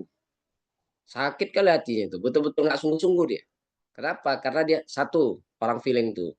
Jangan sempat menunjukkan sikap atau mengeluarkan kata-kata seakan-akan kita tidak percaya sama dia. Habis sudah cerita. Percaya aja orang feeling itu. Bilang sama dia, Bunda percaya, anak bunda yang cantik dan manis ini akan menghadiahkan mahkota dari apa namanya mahkota yang bersinar lebih bersinar daripada matahari nanti di akhirat, karena bunda yakin dengan lihat wajah kakak ini kayak wajah-wajah penghafal Quran, nggak cocok kayaknya kakak ini kalau bukan penghafal Quran. Jadi itu habis itu jangan banding-bandingkan. Ini kadang-kadang kita gatal juga mulut kita, suka kali kita banding-bandingkan. Siapa udah 2 tahun udah selesai 30 juz, kakak masih 8 juz. Sekarang kakak betul ngapal atau enggak, jangan diikutkan kali feeling kakak itu. Memang feeling pemalas, harus kita lawan kak. Habis hancur cerita. Puji aja dia, puji paten, masya Allah kakak 8 juz, bunda juz 30 aja nggak apa. Ya Allah, beruntungnya aku ya Allah. Naik kupingnya Bu, jebol asbes di rumah. Selesai 30 juz. Oke Bu. Oke, baik. Terima kasih Ustaz Ridwan tanggapannya. Mudah-mudahan menjawab ya Bu Siri ya. Dari tanggapan Ustaz Ridwan. Mira lanjut lagi ke pertanyaan selanjutnya. Ini dari Ibu Juhermi. Nah, pertanyaannya Ustadz izin bertanya lagi. Bagaimana jika anak feeling extrovert dia tidak mau datang ke tempat ngaji lagi gara-gara ada admin yang diemin dia Ustadz. Gara-gara perilaku anak feeling extrovert ini pernah tantrum sampai guling-guling dan nendang-nendang. Silakan Ustadz tanggapannya. Datangnya aja adminnya Bu bilang, Pak Bu admin jangan gitu anak saya ini kalau anak feeling tuh pantang Bu. Anak feeling jangan sempat nengok muka orang merengut. Nah, itu dia. Anak feeling itu lebih bagus dimarah-marahi dia, diomel-omelin kan kayak gitu panjang lebar, habis itu kita bawa ketawa lagi, udah jelas sama dia, habis itu dibilang lagi, "Kami makanya marah karena kami sayang. Kalau nggak sayang kami nggak marah lagi kami." Kalau direnggut-renggutin, syukur nggak dilemparnya pakai batu admin itu. Bilang sama adminnya, "Admin, anak saya ini feeling, ekstrovert pula lagi. Admin sayang-sayanglah sama anak saya." Habis itu adminnya Bu dibawakan hadiah. Ibu ke Donita sana, ibu beli donat agak-agak 3 bungkus, sama lumpia kulit tahu, sama empek-empek Nabila kan gitu kan. Habis itu ibu pergi ke tempat admin, "Admin, ini hadiah untuk admin." Nah kan gitu kan, "Admin, admin baik kali ya mau nyatat-nyatat," bilang gitu, kan gitu kan. Habis itu, "Tapi admin, anak saya ini lucu kali lah admin. Entah kenapa suka kali dia sama admin, kalau admin senyum, kalau admin nggak senyum lagi, rasanya mau ditinggalkannya dunia ini." Nah, nanti senyum adminnya tuh, selesai masalah. Tapi Oke, jangan Ibu jangan ngamuk-ngamuk aja sama adminnya, nggak Ibu kasih apa-apa. Nanti dibangkitnya semua, "Berapa kali kau benar. bayar rupanya sini?" Benar-benar. Baik, terima kasih Ustaz Ridwan tanggapannya. Nah, udah menjawab banget ya Bu Jermi ya. Tanggapan dari Ustaz Ridwan. Eh, dengan ini ya dengan kelucuan dari feeling ya, kehangatan dari feeling, jadi Bapak Ibu kayaknya yang dengerin Brainity Talk malam hari ini jadi nggak bosen-bosen, kayaknya mau bertanya lagi dari tadi Mira liatin aja nih, kok kayaknya ini udah pertanyaan terakhir tapi kok masih masuk lagi satu lagi, masuk lagi satu lagi ya. Baik, tapi kita tuntaskan malam hari ini. Ini pertanyaan terakhir ya Bapak Ibu ya, ini dari Ibu Intan. Nah, pertanyaannya, Assalamualaikum Ustadz, izin bertanya, anak saya feeling extrovert. Saat ini SD yang sudah ada penjurusan, dia jurusan tahfiz. Dulu dia bilang pengen masuk pondok, tapi sekarang karena punya teman dekat yang rencana tidak mondok, akhirnya dia pengen tidak mondok. Nah, bagusnya gimana Ustadz? Karena dari SD udah ambil jurusan tahfiz, dan kalau hafalan tahfidz kadang juga harus ada perdebatan kalau disuruh murojaah. Makasih Ustadz. Silakan Ustadz Ridwan tanggapannya. Iya, iya. Jurusannya tahfiz pula itu ya. Nggak apa-apa ya, kasih motivasi aja supaya anak-anak yang feeling extrovert, anak feeling extrovert ini mudah sih sebenarnya. Disayang-sayang, disanjung-sanjung, dibilang, "Iya, semakin banyak hafalan Abang semakin ganteng." Laki-laki atau perempuan? Semakin banyak hafalannya semakin ganteng ya. Lain ya muka-muka penghafal Qurannya. Saya aja sampai sekarang Bu, Udah setua ini saya, udah hampir 40 tahun, 39 tahun saya sekarang. Kalau orang bilang, "Lain ya cahayanya orang hafal Quran nih ya." Entah kayak mana, dibilang ganteng nggak ganteng, tapi kok enak aja muka Ustaz Ridwan ini dibilang. Naik juga hati saya, senang juga hati saya. Rasanya saya pengen duduk lama sama dia. Mau saya bayari makan ya rasanya. Kan gitu. Makanya kasih motivasi terus aja untuk dia, anak kita itu. Selagi dia senang di situ ngapal Quran ya udah nggak apa-apa. Tapi kalau disuruh anak feeling tuh nggak suka disuruh, nggak suka disuruh-suruh dia, tapi dia suka dipuji-puji. Nah, ketika dia melakukan murojaah tanpa disuruh, saat itulah kesempatan kita, ya Allah, terang kali rumahnya ya Allah. Kan kayak gitu ya. Bahagianya lah kami di rumah ini. Dengar suara abang, suara adik, baca Quran ya Allah. Semoga lah ini dikekalkan oleh Allah. Dah, dikecup keningnya. Atau dikusuk-kusuk punggungnya, ya kan? Dielus-elus punggungnya, ya kan? Dikecup keningnya. Atau dikusuk-kusuk tangannya, kan begitu. Habis itu dikasih keinginannya, nanti kita jalan-jalan ya bang. Semangat ayah ah, semangat mama ah. Pokoknya kalau abang istiqomah nih murojaah kayak gini di rumah, kita nampaknya jalan-jalan tiap bulan ini. Walaupun nggak kita tunaikan, nanti dia tuh cari perhatian tiap hari tuh. Murojaah kemana-mana. Tapi lu ke hotel loh. Hah? Oke, sudah terjawab ya Bu Intan ya pertanyaannya ya. Oke, baik. Terima kasih Ustadz Ridwan tanggapannya. Nah, benar kan Ustadz Ridwan kan baru aja Mira bilang kalau Ustadz Ridwan yang mengisi Brainity Talk selalu aja kita mau akhiri tapi masuk satu pertanyaan lagi. Nah, ini kayaknya serunya kalau sharing ya sama feeling extrovert ya Bapak Ibu ya. Apalagi feeling extrovert yang suka diskusi ya Ustadz Ridwan ya, yang suka berbagi ilmu. Nah, ini Mira sampai di Japri loh sama Bu Mary nih Ustadz. Suruh salamin sama Ustadz Ridwan. Seru banget soalnya Brainity Talk malam hari ini banyak ilmunya malam hari ini daging semua yang disampaikan Ustadz Ridwan pada malam hari ini. Jadi ngebuka ilmu-ilmu baru untuk promotor-promotor yang hadir juga pada malam hari ini ya Bapak Ibu dan juga tentunya untuk orang tua yang sudah hadir pada Benar. malam hari ini. Oke, gimana Ustadz? Apakah ini mau kita tuntaskan malam hari ini ya, atau mau kita sambung di Brainity Talk selanjutnya aja Ustadz? Karena Mira serahkan ke Ustadz aja deh ya kan, karena ini waktunya sebenarnya udah jam 21:30 juga. Kira-kira Ustadz mau ngebantu pertanyaan selanjutnya atau kita stop juga nih sampai di pertanyaan Bu Intan tadi? Gimana Ustadz? Kalau saya ditanya kan saya hobi cerita sih. Tapi apa ya, saya ikut Mbak Mira aja lah. Saya serahkan kepada tertib acara aja. Oke, baik. Oke, baik.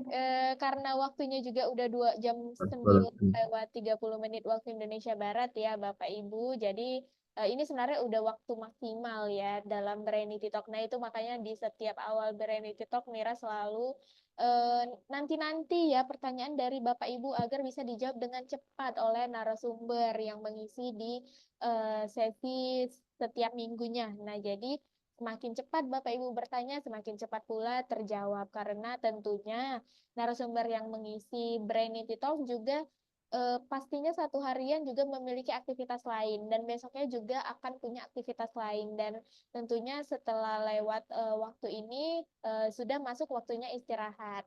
Nah, jadi apalagi kalau misalnya masih ada hal yang harus diselesaikan lagi. Nah, jadi kalau bisa saya mewakili dari Stephen Brand memang memaksimalkan Brainity Talk itu sampai di jam 9:30 waktu Indonesia Barat.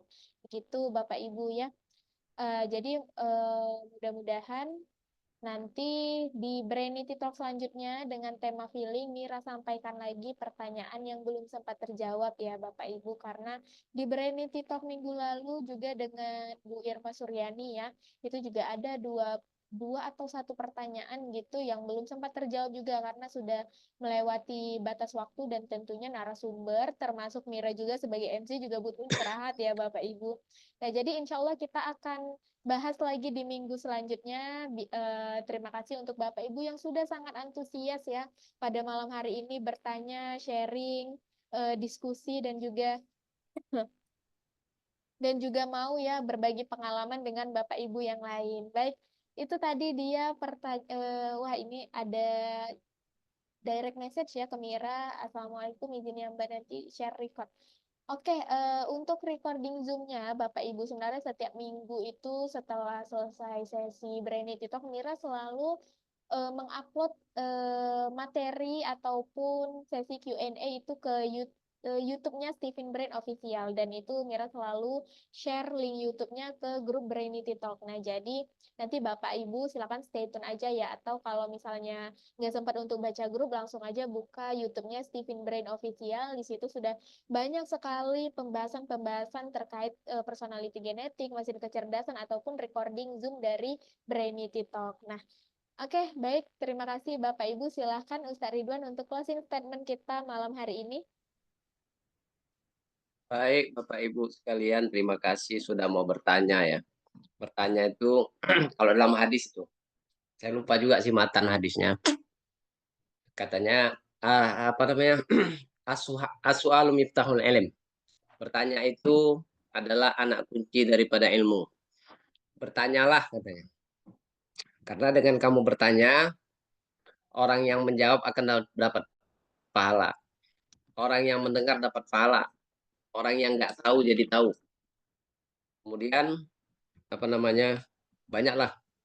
Jadi saya ucapkan terima kasih kepada yang hadir, sabar mendengarkan apa yang saya sampaikan juga ya, dan mau mengevaluasi lah.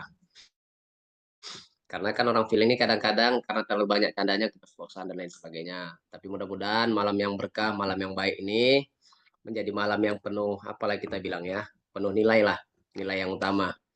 Jadi saya sebagai apa ya, pembicara lah pada malam hari ini yang dipercayakan, ucapkan terima kasih juga kepada Branity, apa namanya, Brainy Stephen Talk. Brain, Branity Talk dan Stephen Brain. Terima kasih juga kepada Mbak Mira yang sudah mau nemani saya kan jadi moderator, dan saya ucapkan terima kasih kepada semuanya, istri saya juga.